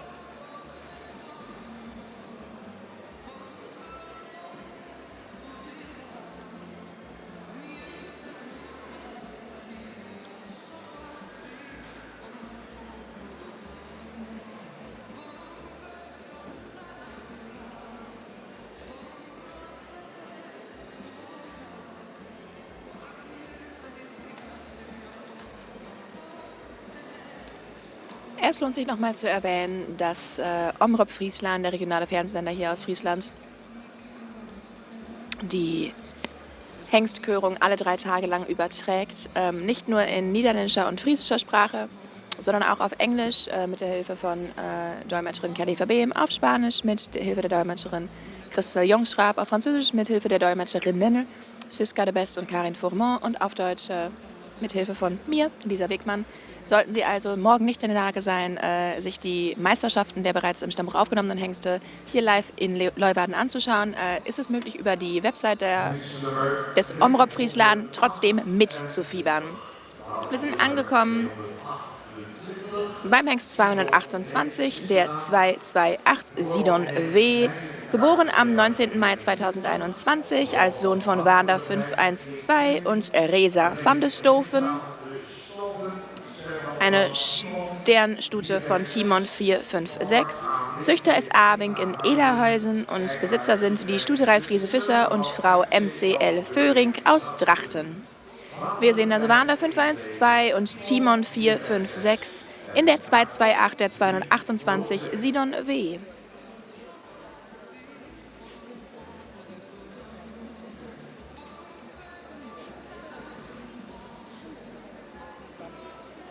Informationen über alle Hengste können Sie auf der einen Seite auf dem großen Schirm hier in der Halle sehen. Sollten Sie dem Livestream folgen, haben Sie wahrscheinlich das Bild sowieso auf Ihrem Schirm. Außerdem steht die Information zu allen vorgestellten Hengsten der Rubrik 1 Young Stallions, junger Hengsten, im Katalog, den Sie hier in der Halle selbst erstehen können, am Stand des KFPS, der aber auch über die Website des KFPS zu downloaden ist als PDF-Bestand, PDF-Datei. Und dann können Sie zu Hause auch alle Infos nachlesen.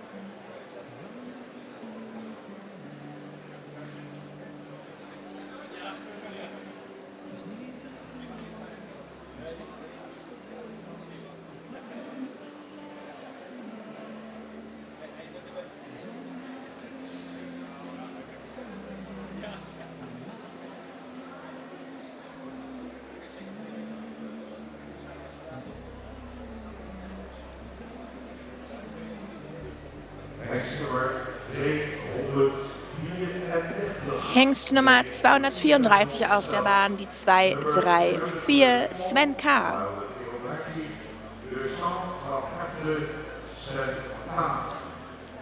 Geboren am 1. März 2021 als Sohn von Auet 514 und Zoe K. Zoe K., eine Modellsport Doppel-A-Stute aus Basler 472, Auet 514, ein Sohn von Johannes 484. Züchter sowie Besitzer ist Haarkäuper aus Osterend. Wir sehen also Auet 514 und Bartle 472 in der 234, der 234 Sven K.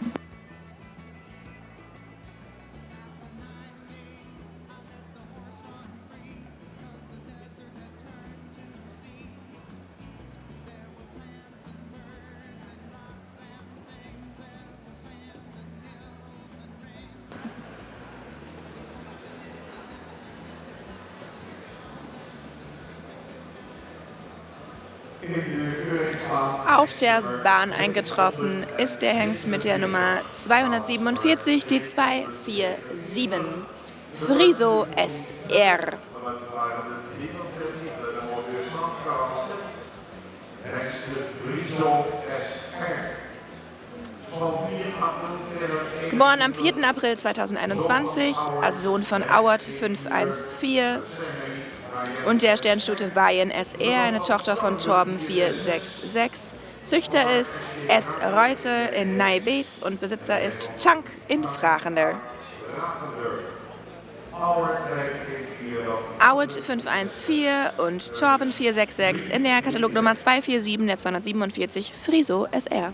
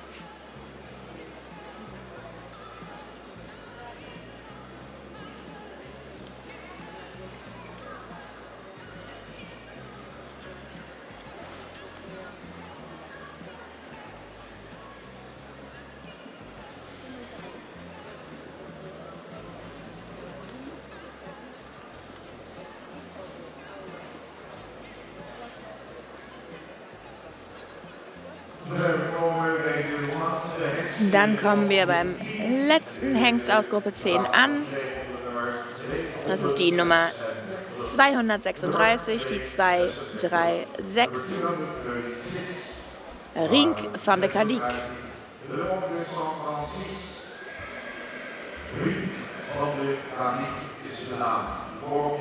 Geboren am 9.04.2021 als Sohn von Auwert 514 und Dana van de Kadik, eine Kronsportpräferenten A-Stute aus Maurits 437, gezüchtet sowie im Besitz von H. de Boer in Sint-Johannesra. Auwert 514 und Maurits 437 in der 236 der 236 Rink van de Kadik.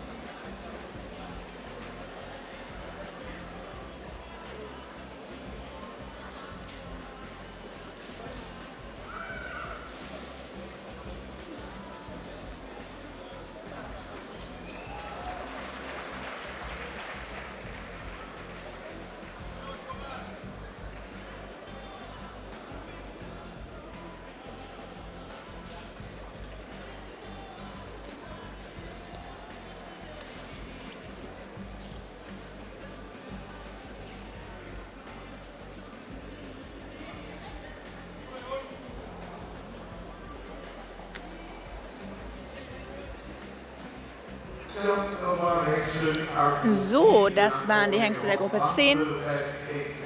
Die Nachkommen von Wander 512 und Auwert 514. Es gibt gleich das Urteil der Jury, aber vorher lassen wir alle Hengste, die beurteilt worden sind, in dieser Gruppe Nummer 10 noch einmal für die Jury laufen, in einer Gruppe.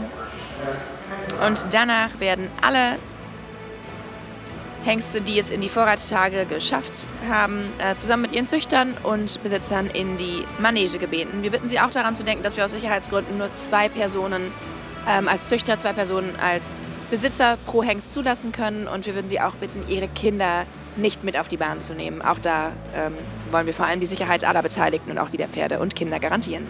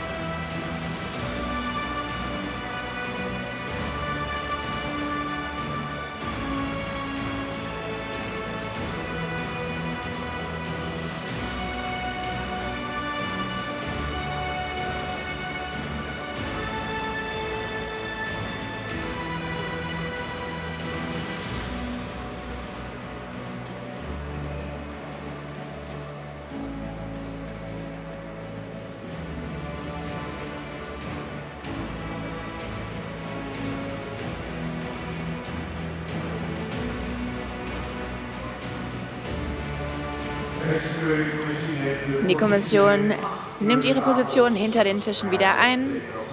Das ist das Zeichen, dass sie eine Entscheidung haben treffen können. Und dann lauschen wir wieder aufmerksam unserem Vorsitzenden der Jury, Piet Bergsma. Die Resultate der Gruppe 10. Ja, Gruppe 10. Wir fangen an mit der 203.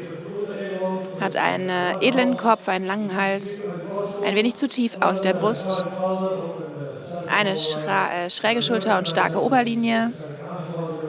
Die Gruppe könnte etwas stärker angeschlossen sein, lang allerdings und liegt auch gut. Ein wenig abwärts gebaut. Ein gutes Hinterbein, raumgreifender und kräftiger Schritt, sehr aufrecht im Trab. Und darum nehmen wir ihn mit in die Vorreittage.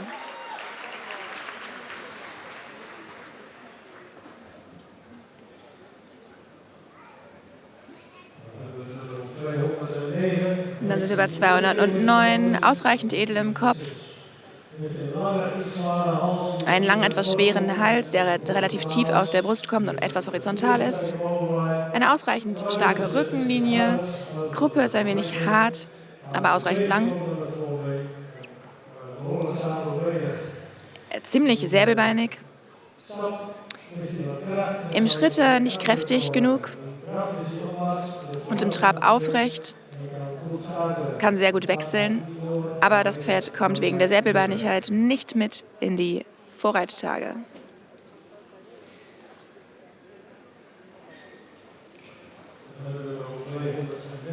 Sind wir bei der 230. Ein ausreichend edler Kopf, könnte etwas längeren Hals haben. Schultern liegen gut. Ein schöner Widerrist, auch die Rückenlinie ist ausreichend stark. Die Gruppe ist lang genug. Das Pferd könnte etwas längere Vorderbeine haben. Im Schritt ein wenig gehetzt und kurz. Im Trab fehlt uns auch ein bisschen der Rhythmus. Und darum geht es nicht mit auf die Vorreittage.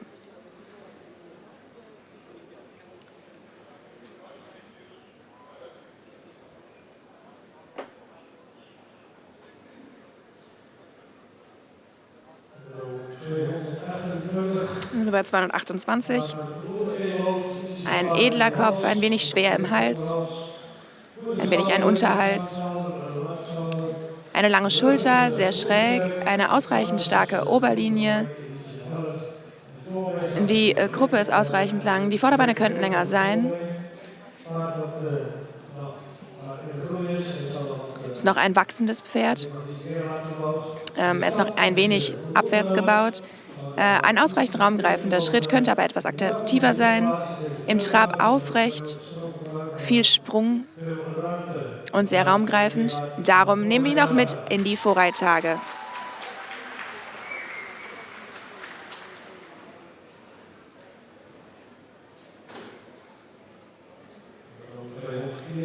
Die 234, ein edler Kopf und ausreichend langer Hals. Gut platziert. Schultern liegen auch sehr gut. Ein ausreichend starker Rücken. Die Gruppe fällt etwas ab. Das Vorderbein könnte länger sein. Eine gut gestellte Hinterhand. Aktiv im Schritt, aufwärts im Trab. Sehr kräftig im Trab. Und auch dieses Pferd nehmen wir mit in die Vorreittage.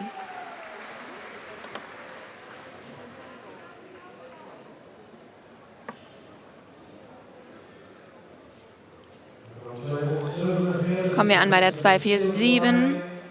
Eine sehr zierliche Linienführung, ein edler Kopf, ausreichend langer Hals. Könnte ein wenig mehr Genick haben. Die Schulter liegt schräg, auch lang genug, eine starke Oberlinie. Gruppe ist ausreichend lang. Könnte einen korrekteren Vorderbeinstand haben, eine Vorderbeinstellung haben. Ein starker Schritt aufwärts im Trab. Könnte mehr Vorderbein gebrauchen, wenig Souplesse und Flexibilität. Darum geht es nicht mit in die Vorreittage.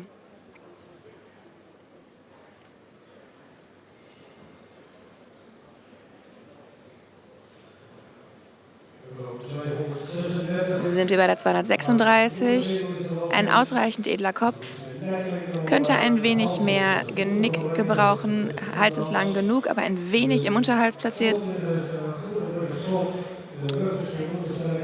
Widerrist und Rücken liegen gut. Die Lendenpartie könnte etwas stärker ausgeprägt sein. Die Gruppe ist lang genug und liegt auch gut.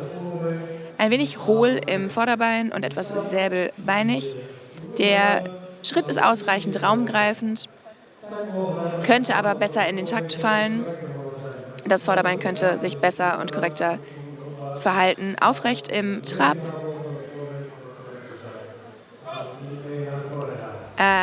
Der Bewegungsablauf ist nicht ganz korrekt und das Pferd kommt nicht mit in die Vorreittage. Dann 3 Hengste aus der Gruppe 10 kommen mit in die Vorreittage. Die Nummer 203, die Nummer 228 und die Nummer 234. 6 Hengste kommen dann jetzt zurück auf die Bahn. 3 aus der Gruppe 9, 3 aus der Gruppe 10. Wir sehen die 47, die 115, die 314, die 203, die 228 und die 234. Wir bitten auch Züchter und Besitzer mit auf die Bahn für diese Ehrung und weisen Sie nochmal darauf hin, aus Sicherheitsgründen erlauben wir nur 2 erwachsene Personen als Züchter und 2 erwachsene Personen als Besitzer pro Hengst, um die Sicherheit aller Beteiligten garantieren zu können. Vielen Dank.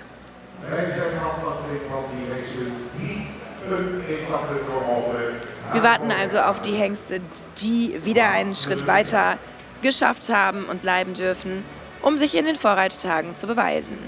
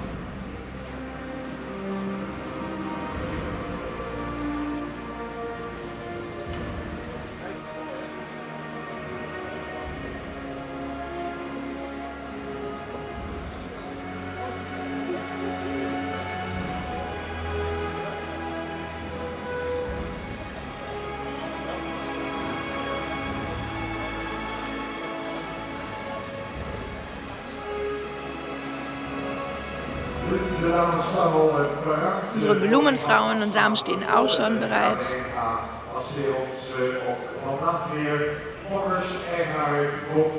Wir bitten die Züchter und Besitzer, sich zu ihren Pferden zu begeben.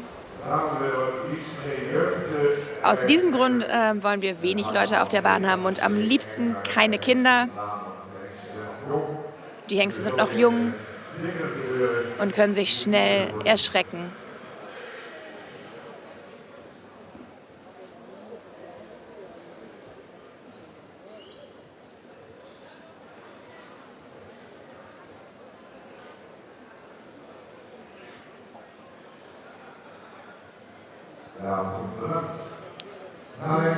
Vielen Dank.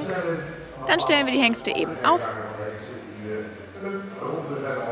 Dies sind die 6 Hengste aus den Gruppen 9 und 10, die eine Runde weiter dürfen. Ich werde sie noch einmal für Sie nennen. Wir fangen an mit der 047, mit der 47 Sicke von der Zarabos. Sohn von Tide 501 und Enkel von Heize 425, gezüchtet von PH Salzmar in Cherkes Kloster und im Besitz von JJ von der Möhlen in Hasker Horne. Das ist die Nummer 47. Die 115, Rime Birke Mose. von Ime 507 und Jasper 366. Gezüchtet in Dänemark von Lisbeth Schachtschabel in Tieke und im Besitz von Randy und Stefan Thompson in Glattfelden.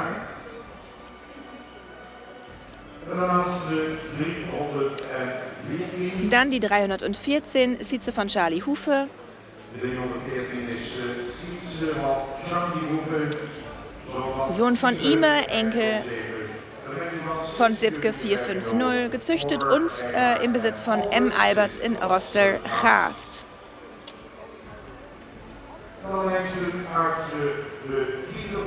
Dann aus Gruppe 10 die 203, Reize von de Pole, ein Sohn von Wanda 512 und ein Enkel von Uldrik 457.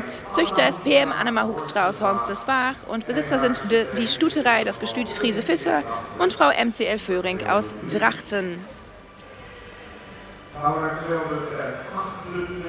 Dann gehen wir zur 228, das ist Sidon W., Sohn von Wanda 512 und Enkel von Timon 456.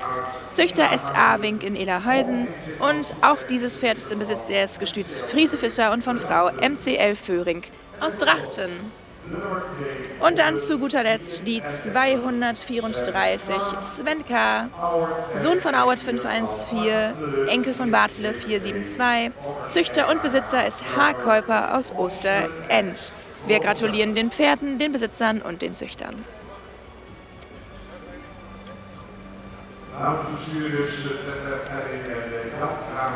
Detlef Ehring und Jan Hamaker sind hier die Herren aus der Direktion des KfWS, die die Preise überreichen, zusammen mit unseren Blumendamen, die in typisch friesischer Tracht die Blumen verteilen und die sich ja auch in der Bahn sehen können. Na, wir machen noch eben ein paar Fotos.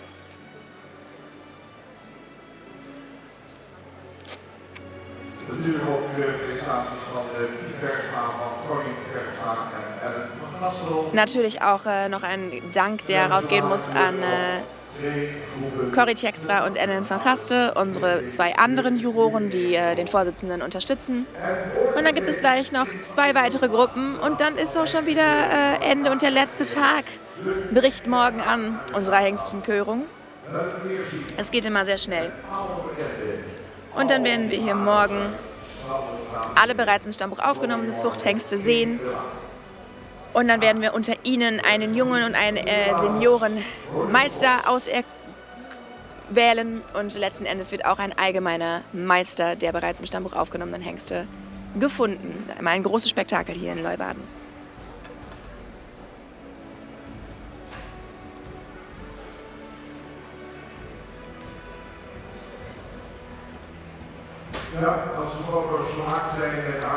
So, wenn die Fotos gemacht sind, dann machen wir auch wieder eine Ehrenrunde, schön im Schritt, ganz in aller Ruhe. Dann behalten wir auch die Ruhe hier auf der Bahn. Züchter und Besitzer haben Blumen und dürfen die Bahn wieder verlassen. Das ist ein wichtiger Moment für Sie alle und wir gratulieren.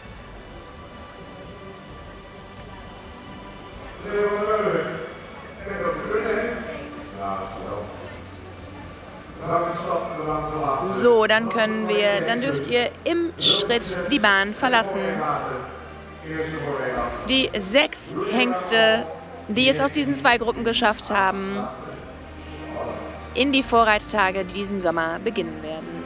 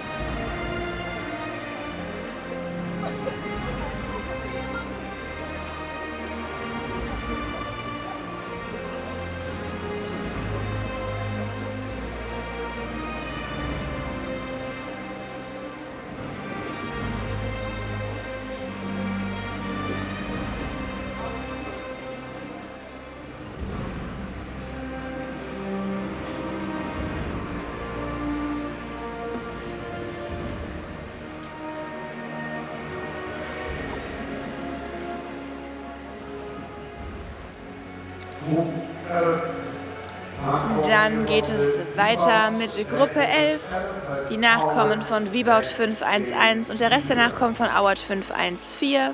Mit denen machen wir dann gleich weiter in diesem Jubiläumsjahr das Koninklijke Friespaardenstammbuch, die Königliche Vereinigung des Friesenpferdenstammbuchs, gibt es nämlich mittlerweile seit 145 Jahren. Und darum gibt es heute Abend auch die Jubiläumsshow. Bevor wir uns aber der zuwenden können, gibt es hier noch 2 Gruppen mit jungen Hengsten, Gruppen 11 und 12, die eventuell die Zukunft der Rasse bedeuten könnten, wenn sie denn als Stammbuchhengste ins Zuchtbuch aufgenommen werden.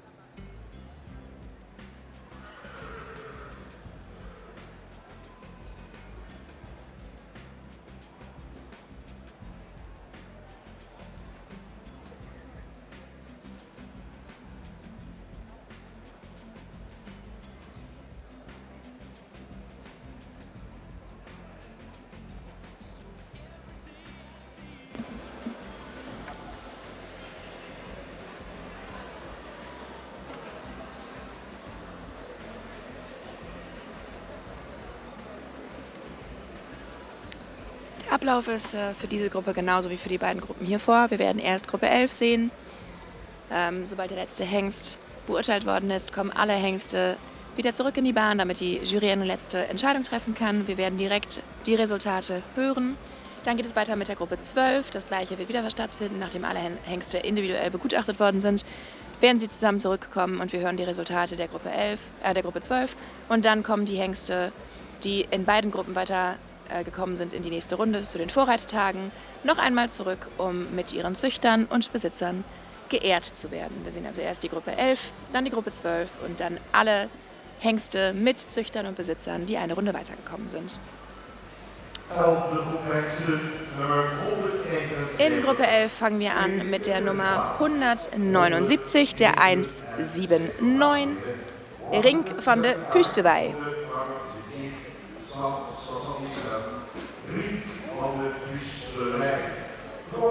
Geboren am 18. Februar 2021, Sohn von Wieboud 511, der wieder Sohn ist von Torben 466. Mutter ist Lieke Francine K., eine AAA Sternstute aus Reinde 452, gezüchtet von Y. Hoekstra in Surhusum und im Besitz von Ache Ockema in Segerswoude. Wir sehen also Wieboud 511 und Reinde 452 in der Katalognummer 179 der 179, Rink van de Puustewij.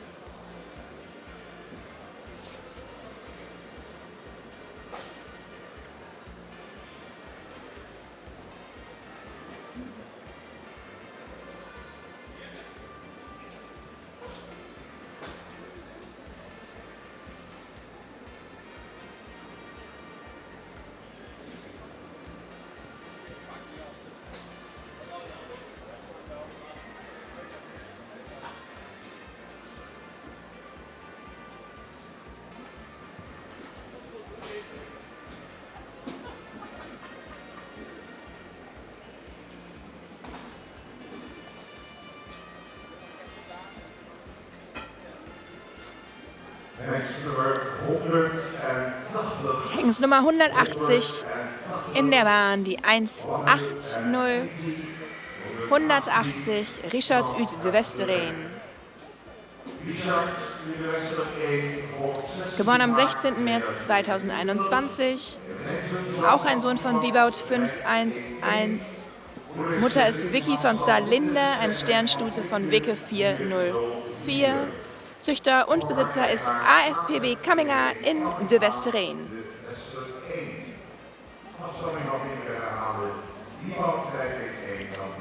Wir haben also Wieboud 511 und Wicke 404 in der Katalognummer 180 der 180 Richard Ut de Westereen.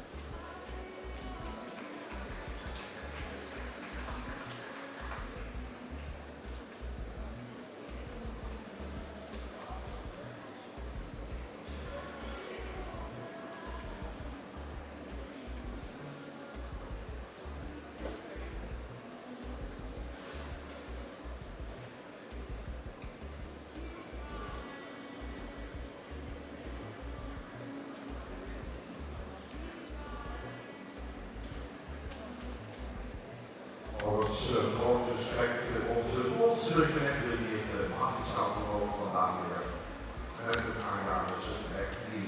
Ich möchte auch noch einmal meinen Respekt und meinen Dankbarkeit ausdrücken gegenüber unserem Vorbringer- und Vorführerteam. Sowohl die Herren, die die Pferde führen, als auch die Herren und Damen, die hier als Treiber fungieren. Die leisten wieder eine ausgezeichnete Arbeit, genau wie auch gestern.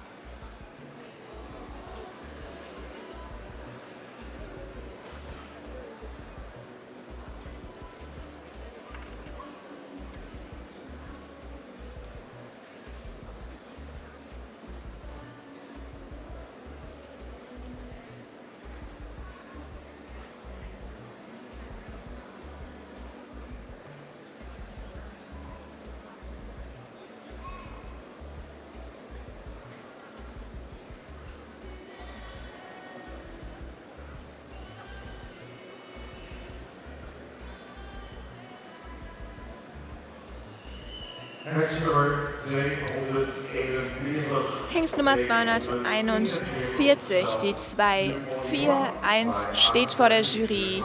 Raoul W. von der Pixen.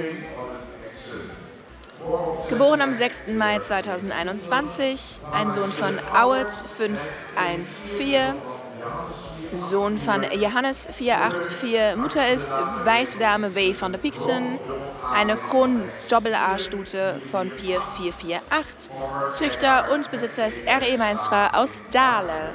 Wir sehen also Auet 514 und Pier 448 in der Katalognummer 241 der 241 Raoul W. von der Pixen.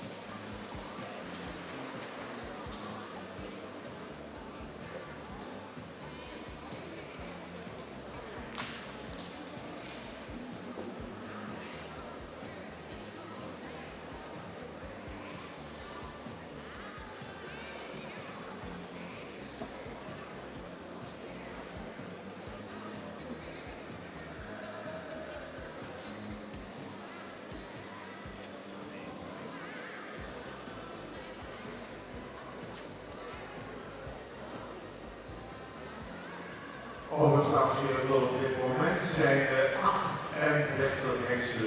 Kurze Information zum allgemeinen Stand der Dinge. Mittlerweile sind insgesamt 38 Hengste für die Vorreittage zugelassen und eingeladen worden. 25 davon gestern, die restlichen 7. Nein, das ist nicht richtig. Die restlichen von heute.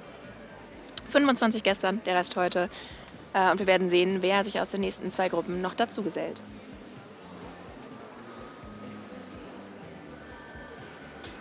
Angefangen haben wir im November mit 350 Hengsten in der ersten Besichtigung. Heute sind hier knappe 100 anwesend, heute und gestern für die zweite Besichtigung. Die dritte Besichtigung findet dann statt während der sogenannten Vorreittage im Sommer 2024.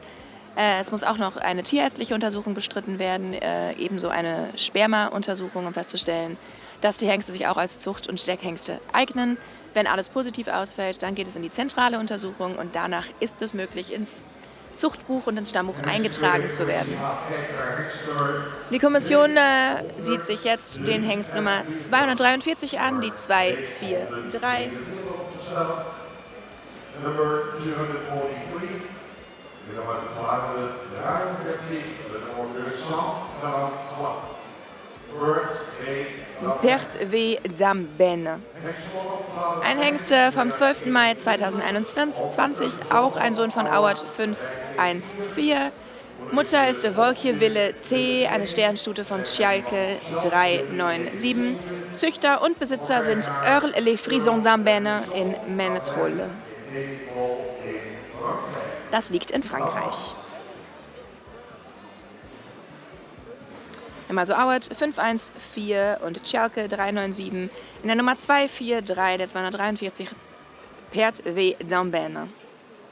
Auert zover hier dan Jean de Linége en Harmen 424.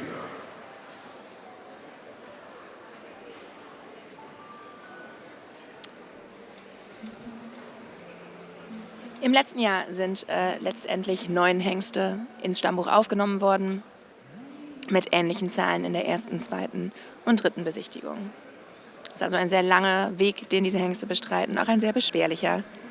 Aber die Jury ist bewusst strikt und streng und sorgt dafür, dass nur die besten Hengste als Deckhengste zugelassen werden, um die Qualität der Rasse zu garantieren. Außerdem ist im Laufe dieser Hengstenkürung schon mehrfach erwähnt worden vom Vorsitzenden Piet Bergsma, dass der Genpool dieses Jahr auch erweitert werden soll für die Gesundheit aller Pferde und einen geringen Verwandtschaftsrat innerhalb der Population.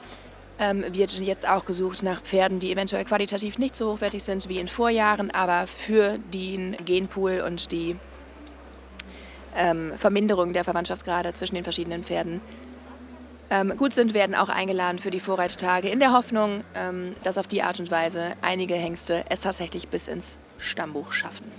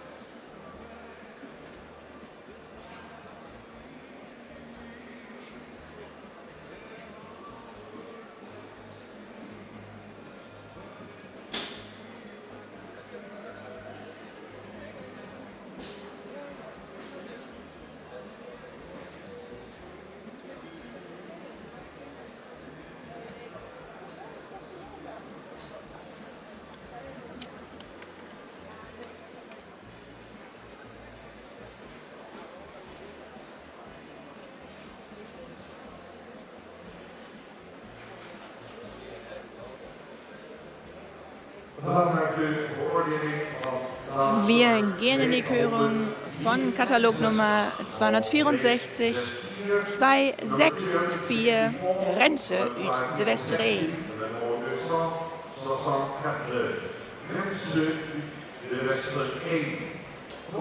Geboren am 25. März 2021, ein Sohn von Award 514 und Anne Schien, eine Tochter von Jerke 434, Sport Triple A Stute, Züchter ist AFPW Kamminger in de Westereen, Besitzer sind P&M Tank aus Vrachende. Wir sehen Award 514 und Jerke 434 in der Katalognummer 264 264, Renze uit de Westereen.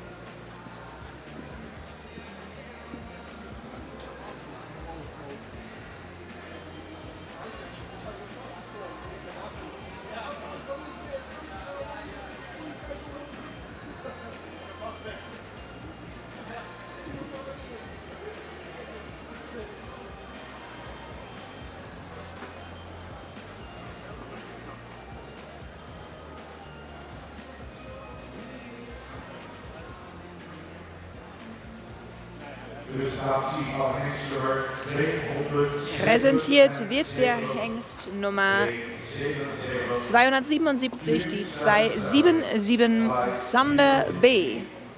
Rusland 77 Sander B. Geboren am 15. Mai 2021, auch ein Sohn von Auert 1514. Mutter ist Julien B., eine Doppel-A-Sternstute aus Uldrich 457. Züchter ist LHM Beutehof in Onna und Besitzer ist die Stuterei Galloper, das Gestüt Galloper in Berkel und Roden-Reis. Wir sehen also Auert 514 und Uldrich 457 in der Katalognummer 277 277 Sander B.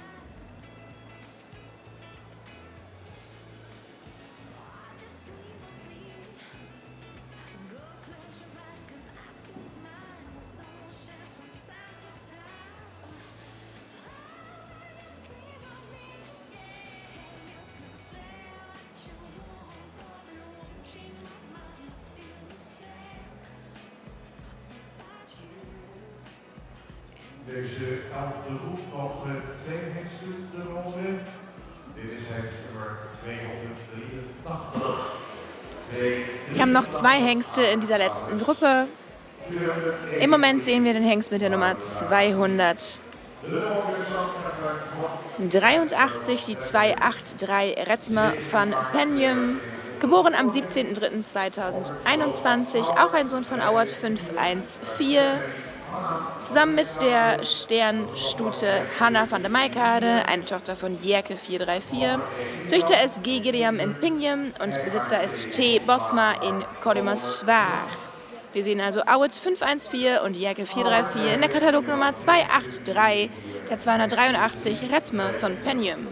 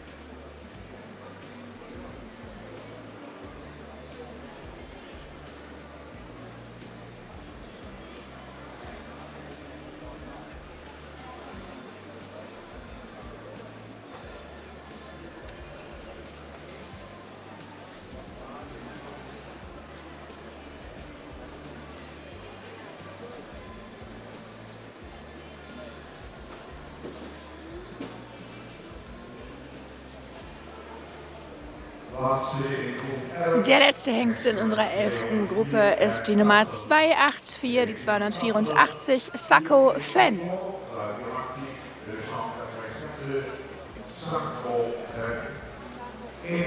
Geboren am 21.06.2021. Vater ist Auert 514, Mutter ist Witzke Janneke B., eine Sternstute von Epke 474, Züchter ist Api van den Ven in Vinkel und Besitzer ist JJ van de Meulen, Junior in Jaure. Wir sehen Auert 514 und Epke 474 in der 284, der 284 Sacco Fen.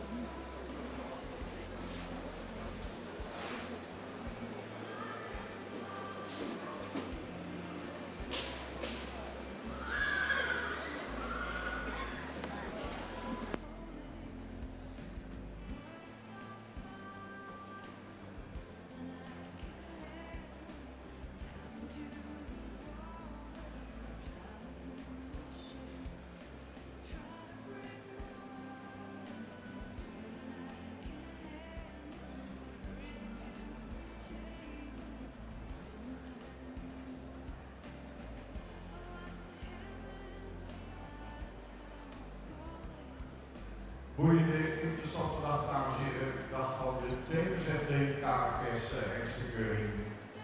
Hengsten in de wereldregel 11. Komen nog een keer binnen. Met de lange ziek erachter lopen naar Komans. De entree van groep nummer 11. Zodat de wegmaking er nog één groep te gaan.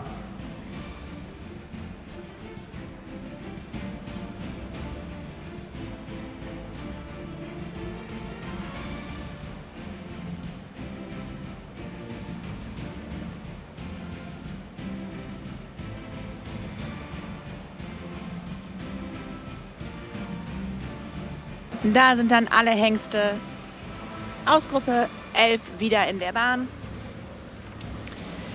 An diesem zweiten Tag der Hengstenkörung, fast ist es schon wieder hinter uns gebracht. Wir haben hiernach nur noch eine Gruppe mit 6 Hengsten. Erst einmal sehen wir uns aber diese Hengste wieder an. Sie laufen noch einmal für die Jury. Die letzten Entscheidungen werden getroffen. Und dann hören wir gleich die Resultate für diese 11. Gruppe. Welche Hengste werden eingeladen für die 3. Besichtigung auf die Vorreittage, welche Hengste nicht und warum.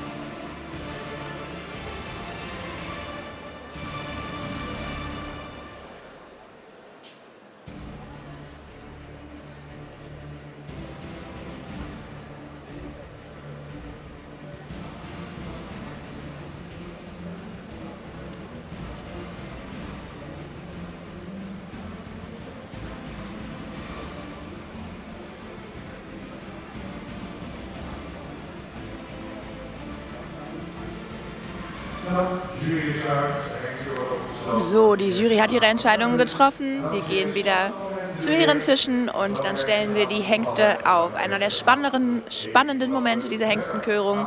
Wer wird in die nächste Besichtigung eingeladen? Die Jury besteht aus Ellen Terraste und Corrie Zerzemer. Vorsitz hat Piet Bergsma und dem hören wir jetzt auch zu.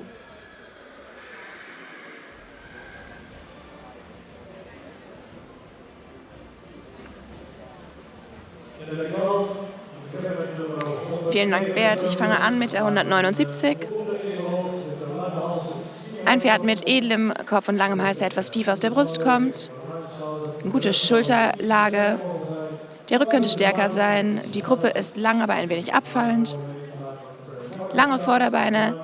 Ein einfacher und guter Schritt. Trab ist aufrecht. Ein gutes, kräftiges Hinterbein, ein wenig gehetzt eventuell im Trab, aber wir nehmen ihn trotzdem mit in die Vorreittage.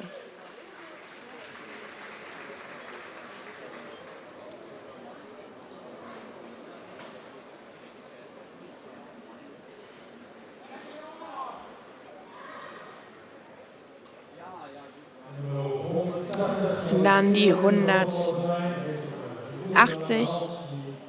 Könnte edler sein im Kopf, einen ausreichend langen Hals, eine starke Oberlinie. Die Gruppe könnte etwas länger sein, auch die Vorderbeine könnten etwas länger sein. Ein korrektes Hinterbein im Schritt könnte er raumgreifender sein. Im Trab ein wenig abwärts laufend, aber er ist supel genug und hat genug Flexibilität. Ein relativ tiefer Verwandtschaftsindex und für den Genpool nehmen wir darum diesen Hengst wohl mit in die Vorreittage.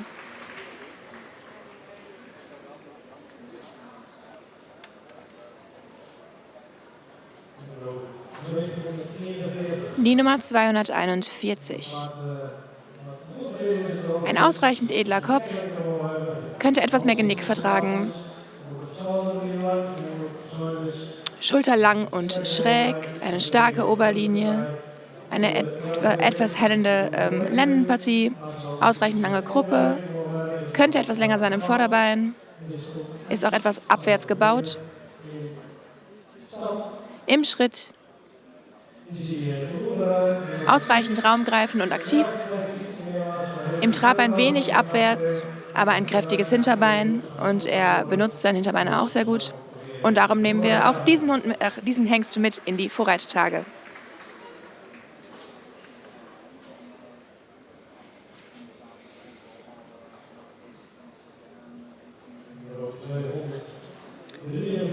Kommen wir an bei der Nummer 243. Pferd mit ausreichend edlem Kopf, könnte einen etwas längeren Hals haben. Schulter ist ausreichend lang. Der Rücken fällt etwas hinter den Widerrist, könnte stärker sein im Rücken. Die Lendenpartie könnte auch besser angeschlossen sein. Die Gruppe ist lang genug, aber etwas abfallend. Auch das Vorderbein könnte länger sein. Das Pferd ist im Schritt ausreichend raumgreifend. Im Trab eine schöne Front und viel Front. Eine bessere Oberlinie. Das Pferd fährt nicht mit auf die Vorreittage.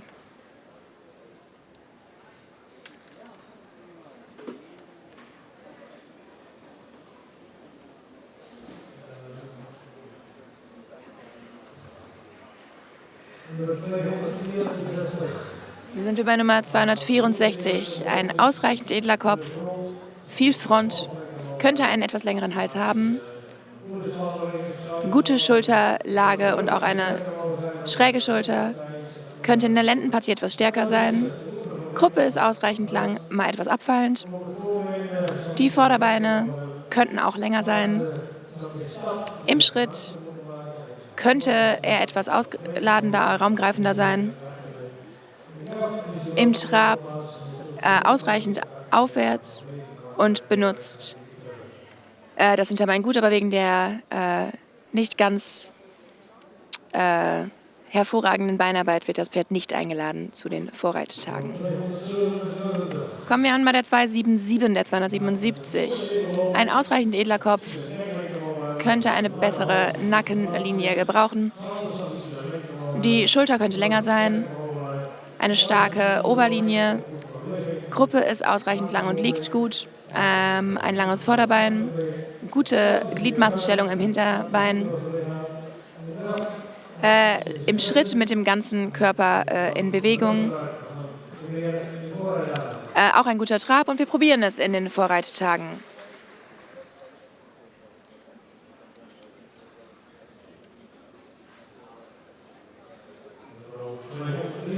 Nummer 283, die 283. Ausreichend edler Kopf, ein langer Hals, der gut platziert ist, eine schräge Schulter, anständige Länge. Die Rückenlinie könnte etwas stärker sein. Eine lange Gruppe, die gut platziert ist. Vorderbein ist ausreichend lang. Im Schritt raumgreifend genug. Im Trab sehr aufwärts. Und macht viel Front. Ein gutes Hinterbein. Und darum nehmen wir ihn mit in die Vorreittage.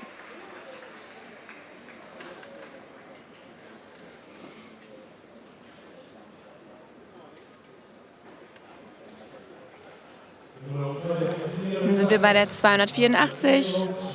Ein edler Kopf könnte ein etwas längeres Genick haben. Hals ist ausreichend lang und gut platziert. Die Schulter liegt gut. Der Rücken könnte etwas stärker sein, vor allem beim Anschluss an die Lendenpartie. Die Gruppe ist etwas abfallend. Vorderbeine sind lang genug.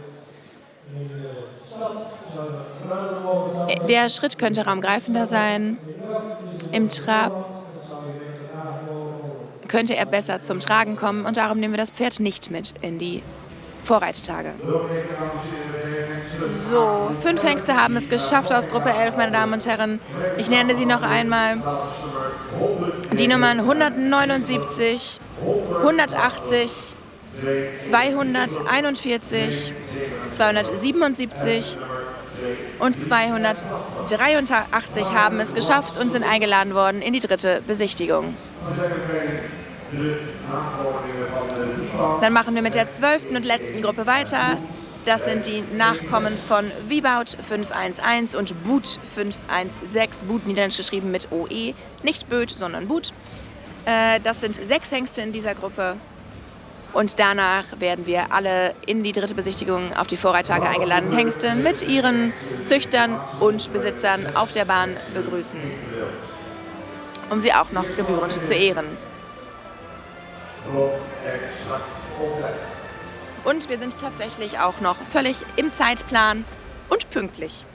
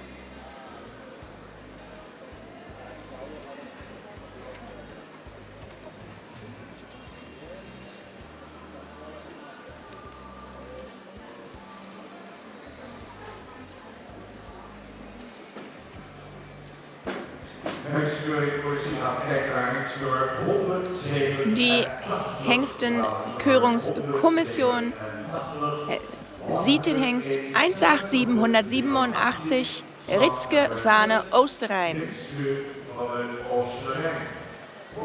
Geboren am 1. April 2021, ein Sohn von Wieboud 511 Mit der Stute Saabke van Mitzheide, eine Sternstute von Rindet 406. Züchter und Besitzer ist T. Langerhautboss aus Wielsrück. Wir haben also Wieboud 511 und Rindert 406 in der 187 der Katalognummer 187 Ritzke von der Osterrhein.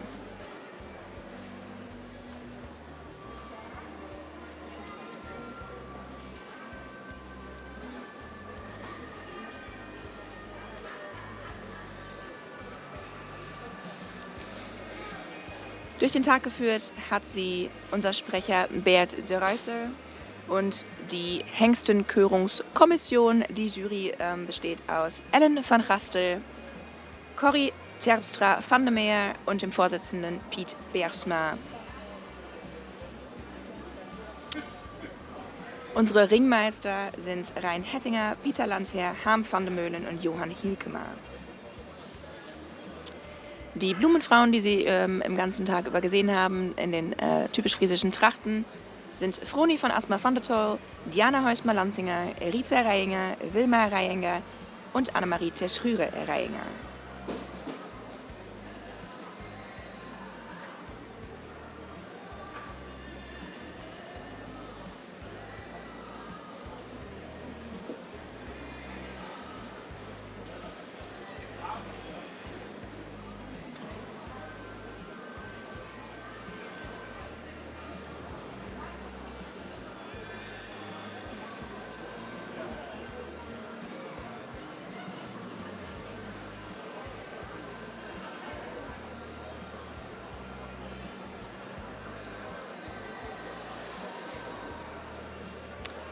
Auch morgen sind über die Webseite des Omroep Friesland, des regionalen Fernsehsenders Frieslands, sämtliche Livestreams zu sehen auf der Webseite.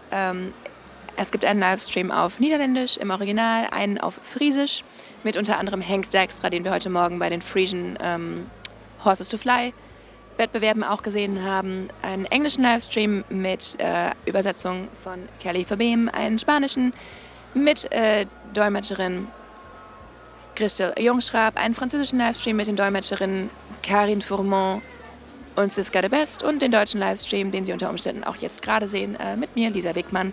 Dann können Sie also auch morgen die Meisterschaften der bereits im Stammbuch aufgenommenen Hengste verfolgen, wenn Sie es nicht nach Leeuwarden zu uns ins WTC schaffen.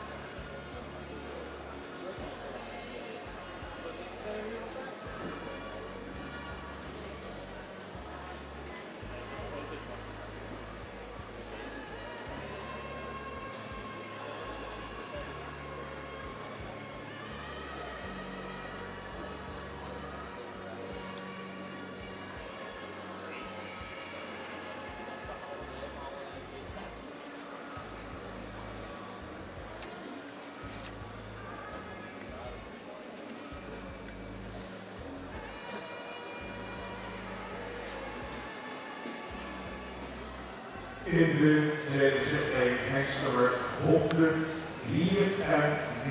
In der zweiten Besichtigung jetzt Hengst Nummer 194, die Katalognummer 194. Rinse van het Rooske. Ein Hengst vom 2. April 2021, ein Sohn von Wieboud 511 und der Stute Joy RS von Toppenzwell, eine Tochter von Beat 411 mit Sternprädikat. Züchter und Besitzer ist die Familie Rosema aus Koster-Thiele. Wir sehen also Wieboud 511 und Beat 411 in der 194 der 194 Rinse van het Rooske.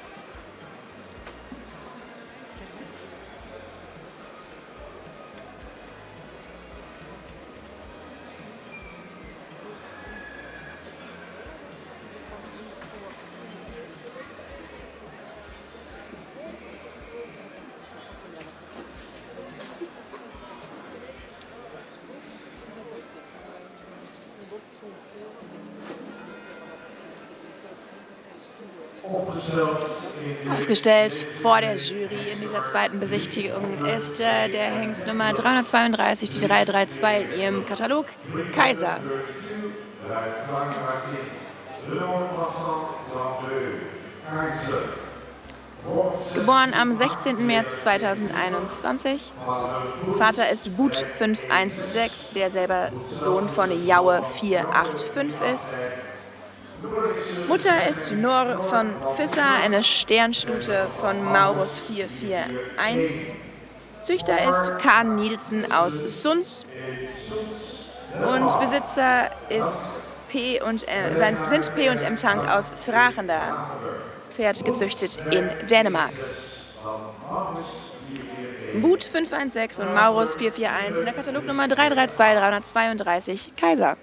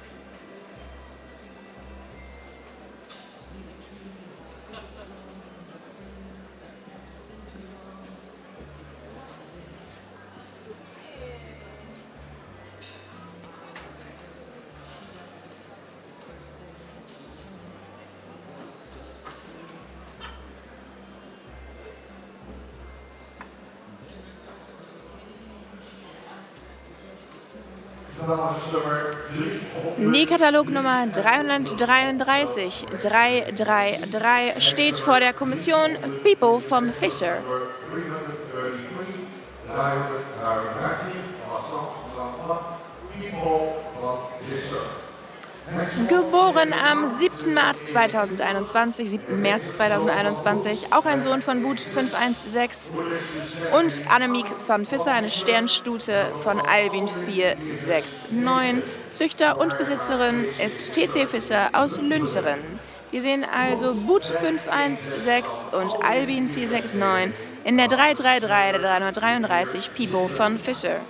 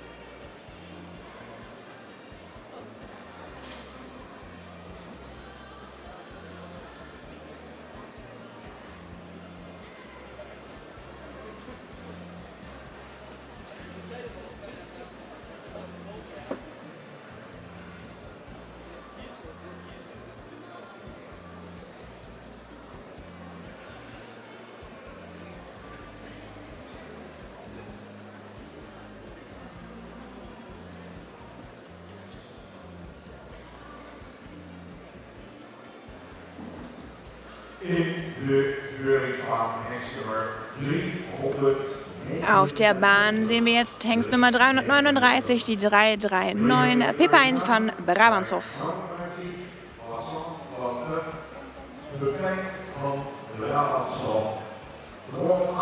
Geboren am 8. April 2021, auch ein Sohn von Boet 516 und Jitske van Zorg en Genot, eine Sternstute von Norbert 444. Und Züchter sowie Besitzer ist JGT aus Verneu in Beusichem. Nochmal, Fokker und Züchter ist JGT Verneu aus Beusichem. Wir sehen also Boet 516 und Norbert 444 in der Katalognummer 339 der 339 Pepijn van Brabantshof.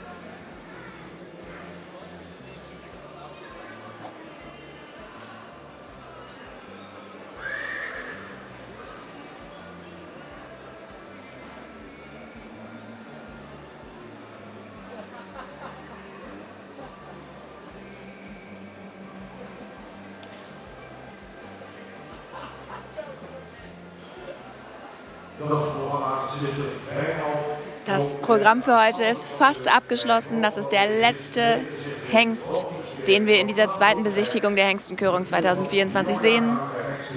Das sind die jungen Hengste. Und das ist also der allerletzte in der zweiten Besichtigung.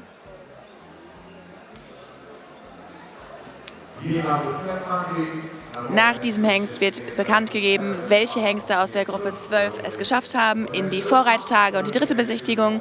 Danach werden sie zusammen mit den Hengsten aus Gruppe 11, die es geschafft haben, wieder zurück auf die Bahn kommen. Gemeinsam mit ihren Züchtern und Besitzern. Wie gesagt, 2 Züchter, 2 Besitzer pro Pferd, bitte keine Kinder.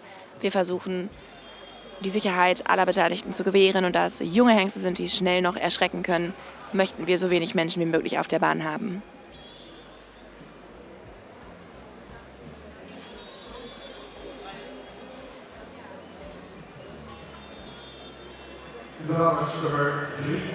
Dann sehen wir jetzt die Nummer 340, die 340 Stijn van Skiedam.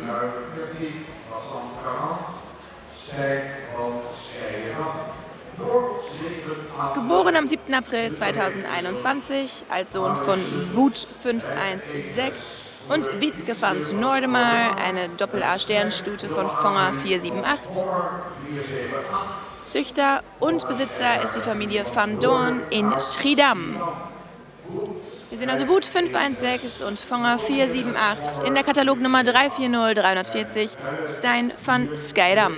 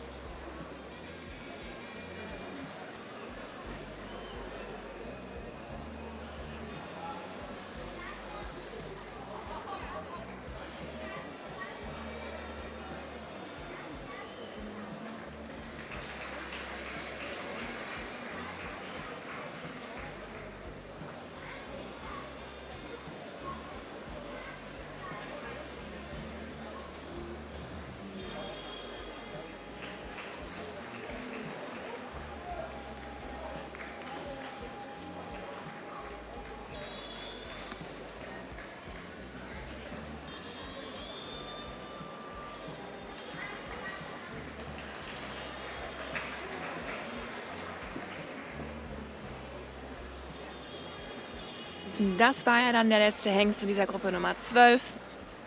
Zusammen mit allen anderen Hengsten wird er so die Bahn nochmal betreten. Dann können wir nochmal die Nachkommen von Wieboud 511 und Boet 516 miteinander vergleichen, ähnlich wie das auch die Jury tun wird. Und dann werden wir gleich die Resultate dieser letzten Gruppe des Tages und der zweiten Besichtigung hören.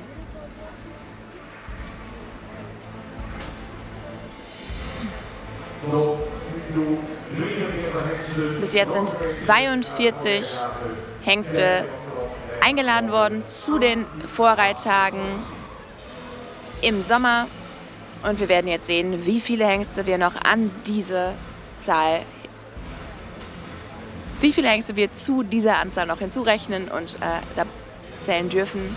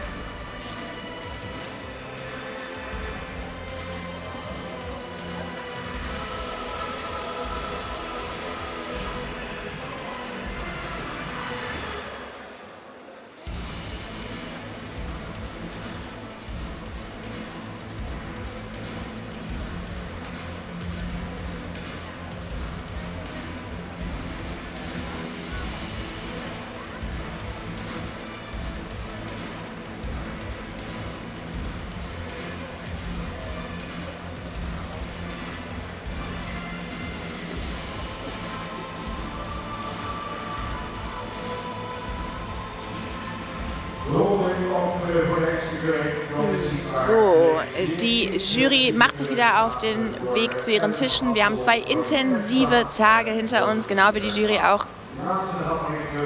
Aber es gibt jetzt die letzten Resultate und zum letzten Mal heute erteile ich das Wort unserem Juryvorsitzenden Piet Beersma.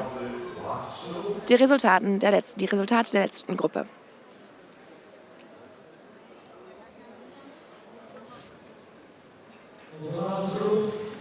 In der letzten Gruppe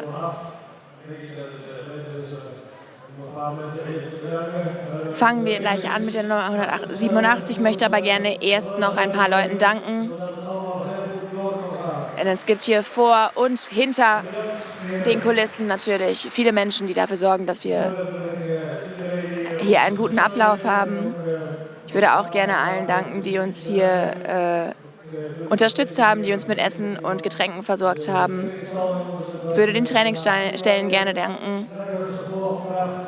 Alle Vorbringer und Vorführer, die hier heute waren, sind ein paar Tiere haben sich losgerissen, sind professionell wieder eingefangen worden. Es ist niemand verletzt worden. Sehr gut gemacht. Ich denke, dass das hier prima organisiert war. Und ich bedanke mich auch bei meinen beiden Kolleginnen Corrie und Ellen. Wir hatten Spaß, es war sehr freundlich und gesellig. Gott sei Dank konnten wir auch unseren Genpool ein wenig ausbauen und verbreitern. Und ich freue mich auf die Vorreittage und bin gespannt, was wir dann sehen.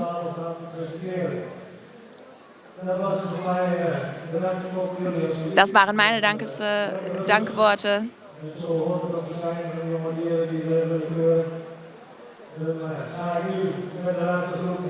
Und dann fangen wir jetzt weiter an mit der letzten Gruppe dieser Hengstkörung mit der 187. Ein Pferd mit edlem Kopf, ein wenig schwer in der Kopf-Hals-Verbindung. Der Hals könnte stärker sein, ausreichend in der Gruppe, könnte längere Vorderbeine haben, sehr regelmäßig im Schritt. Im Trab hat er uns überrascht. Er wurde nämlich auf einmal aufwärts. Ein Hengst, der aus einer guten Präferentenlinie kommt, gut für unseren Genpool und darum laden wir ihn gerne ein in die Vorreittage.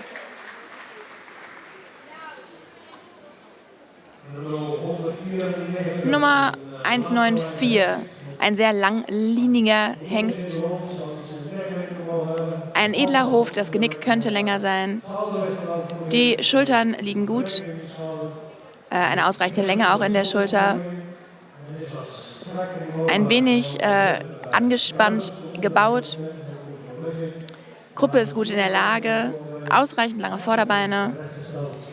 Das Hinterbein ist etwas gerade. Der Schritt hätte raumgreifender sein können. Im Trab ein wenig auf die Vorderhand gestützt. Und darum nehmen wir diesen Hengst nicht mit auf die Vorreittage.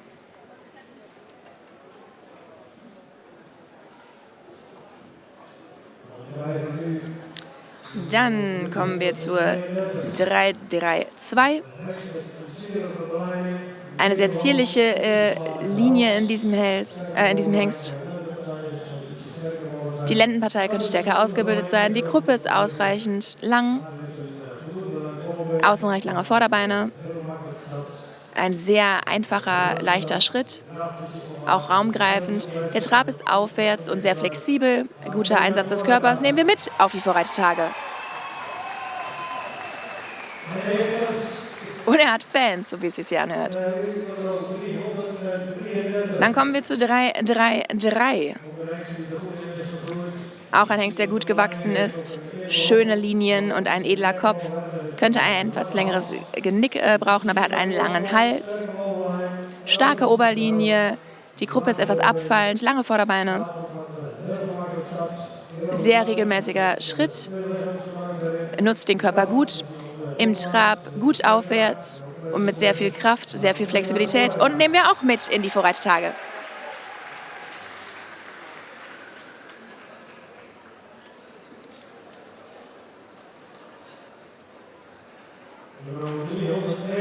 Die 339, ein großes Pferd, lange Linien, ein edler Kopf, sehr viel Rassausstrahlung und Behang.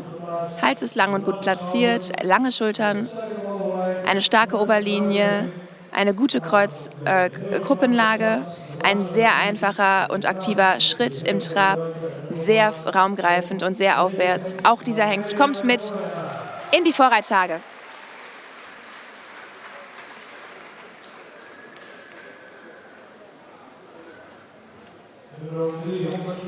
Kommen wir zu 340. Ein Pferd, das edler im Kopf sein könnte, aber einen ausreichend langen Hals hat, könnte etwas mehr Genick haben.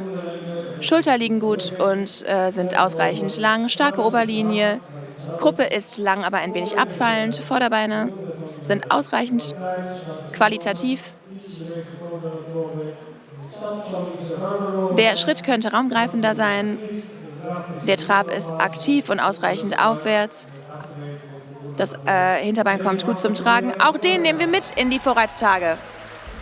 Dann haben es 5 Hengste aus dieser Gruppe geschafft. Mooi resultaat in die laatste groep. Door naar de voorrijdagen nummer 100. Mitnehmen wir in die Vorreittage die 187, die 332, die 333, die 339 und die 340.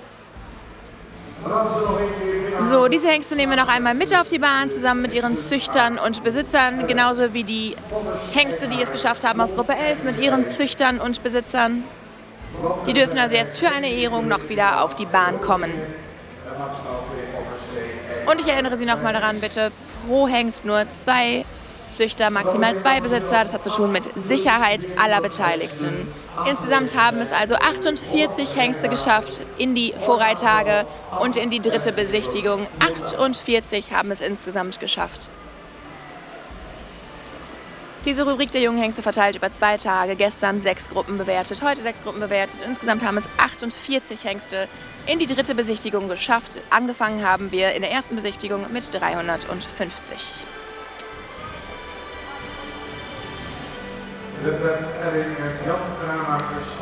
Detlef Helling und Jan Altmar sind in der Bahn, um Glückwünsche auszubringen. Und unsere Blumendamen sind auch wieder dabei.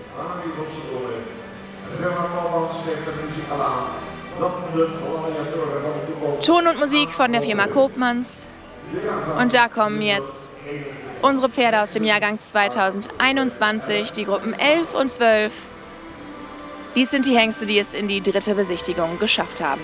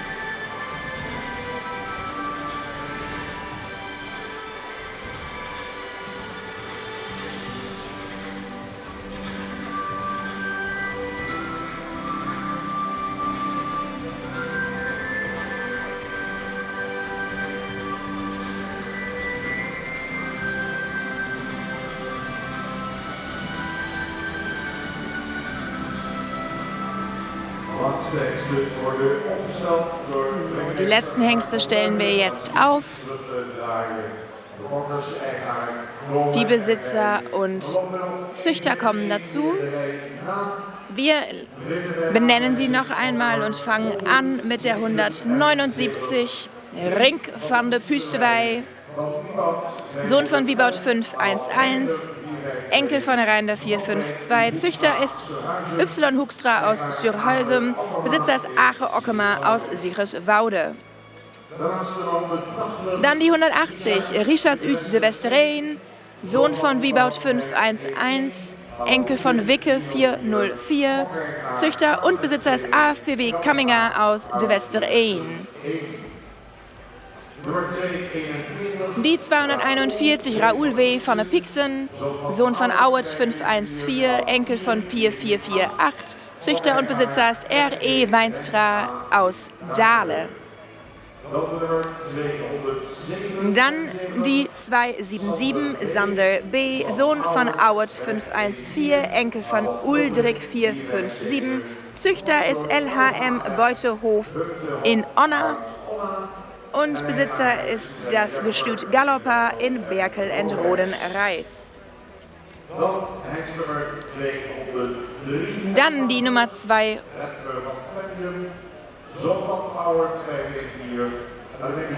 ...100...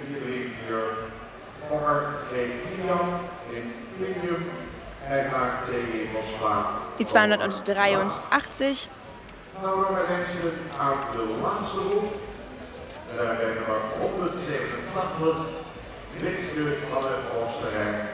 Dus zoon van iemand werkt 1-1.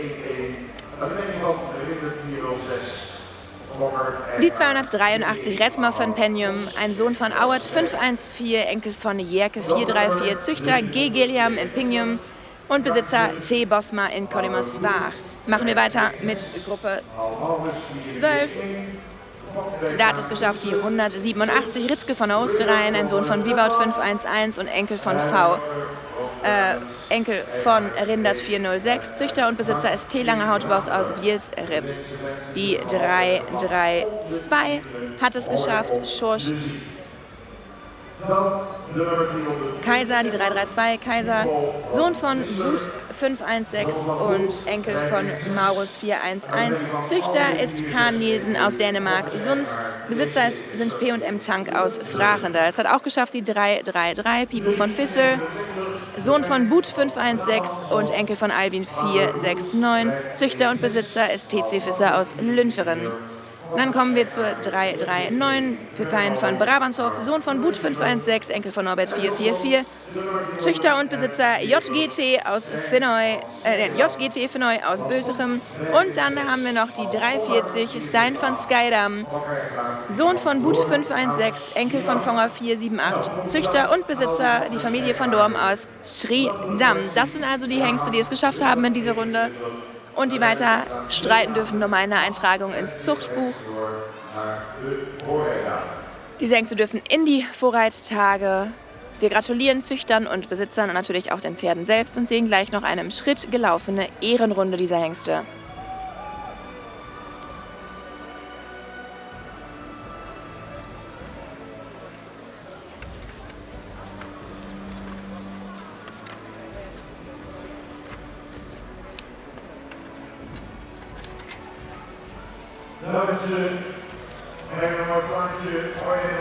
Ein schönes Bild, das wir hier sehen, meine Damen und Herren. Die Blumen werden überreicht.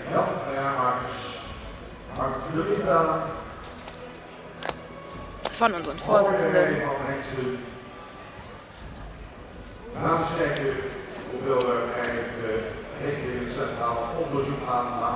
Wir wissen natürlich noch nicht, wer später in diesem Jahr noch in die zentrale Untersuchung geht oder wie diese Untersuchung sich auswirken wird auf die Anzahl der Hengste, die schlussendlich doch eine Chance haben. Sie müssen auch noch eine tierärztliche Untersuchung durchstehen und eine Sperma-Untersuchung, weil natürlich ein Zuchthengst auch tatsächlich in der Zucht einen Beitrag liefern können muss.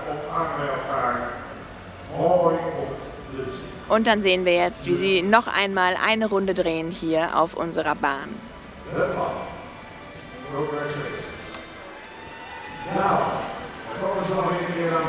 Da kommen sie noch einmal vorbei.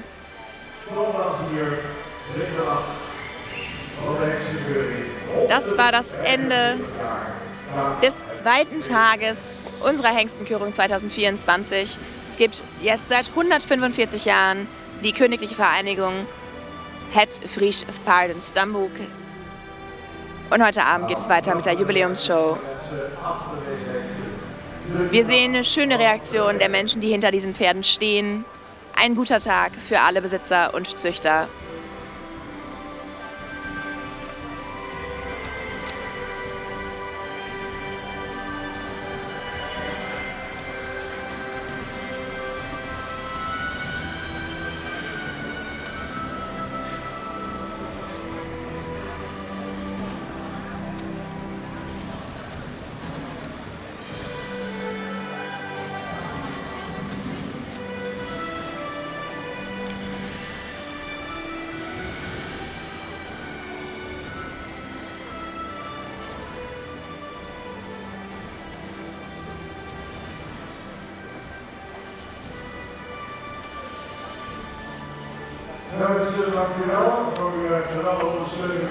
Dann möchte ich Ihnen danken für Ihre Unterstützung heute. Schön, dass Sie auch genießen konnten von diesen Hengsten der Zukunft. Und das war eine sehr großartige Auswahl, die wir heute gesehen haben. Damit endet unser Tagesprogramm für heute. Es ist fast 5:10. Das heißt, dass wir es ziemlich pünktlich geschafft haben heute. Ich würde Sie alle bitten, die Halle zu verlassen, auch wenn Sie Tickets haben für die Jubiläumsshow heute Abend. Wir müssen aufräumen, wir müssen sauber machen und die Show vorbereiten. Das heißt, ich möchte alle bitten, die Halle zu verlassen. Vielleicht können Sie sich noch auf unserer Markthalle ein wenig umsehen und hier und da einen Kauf tätigen. Wir werden uns darum kümmern, dass Sie so schnell wie möglich die Halle wieder betreten können, wenn Sie Tickets für die Jubiläumsshow haben. Trotzdem bitte ich Sie, die Halle jetzt zu verlassen. Es gibt Getränke und Essen hier in der WTC-Halle in Leuwarde. Wir danken Ihnen für die wundervollen Reaktionen, die wir bekommen haben. Heute Abend gibt es dann die letzte Ausgabe der Jubiläumsshow für die 145 Jahre KFPS. Wir bedanken uns. Bitte nochmals bleiben Sie nicht sitzen, verlassen Sie die Halle, um uns unsere Arbeit tun lassen zu können. Und dann sehen wir uns entweder heute Abend zur Jubiläumsshow oder morgen zur Meisterschaft der bereits gekürten Hengste. Bis morgen, einen schönen Abend noch. Auch dann, wie bereits erwähnt, gibt es wieder den Livestream von Omrob Friesland. Wenn Sie mögen, auch wieder auf Deutsch mit mir, Lisa Wegmann. Und ich verabschiede mich. Bis morgen.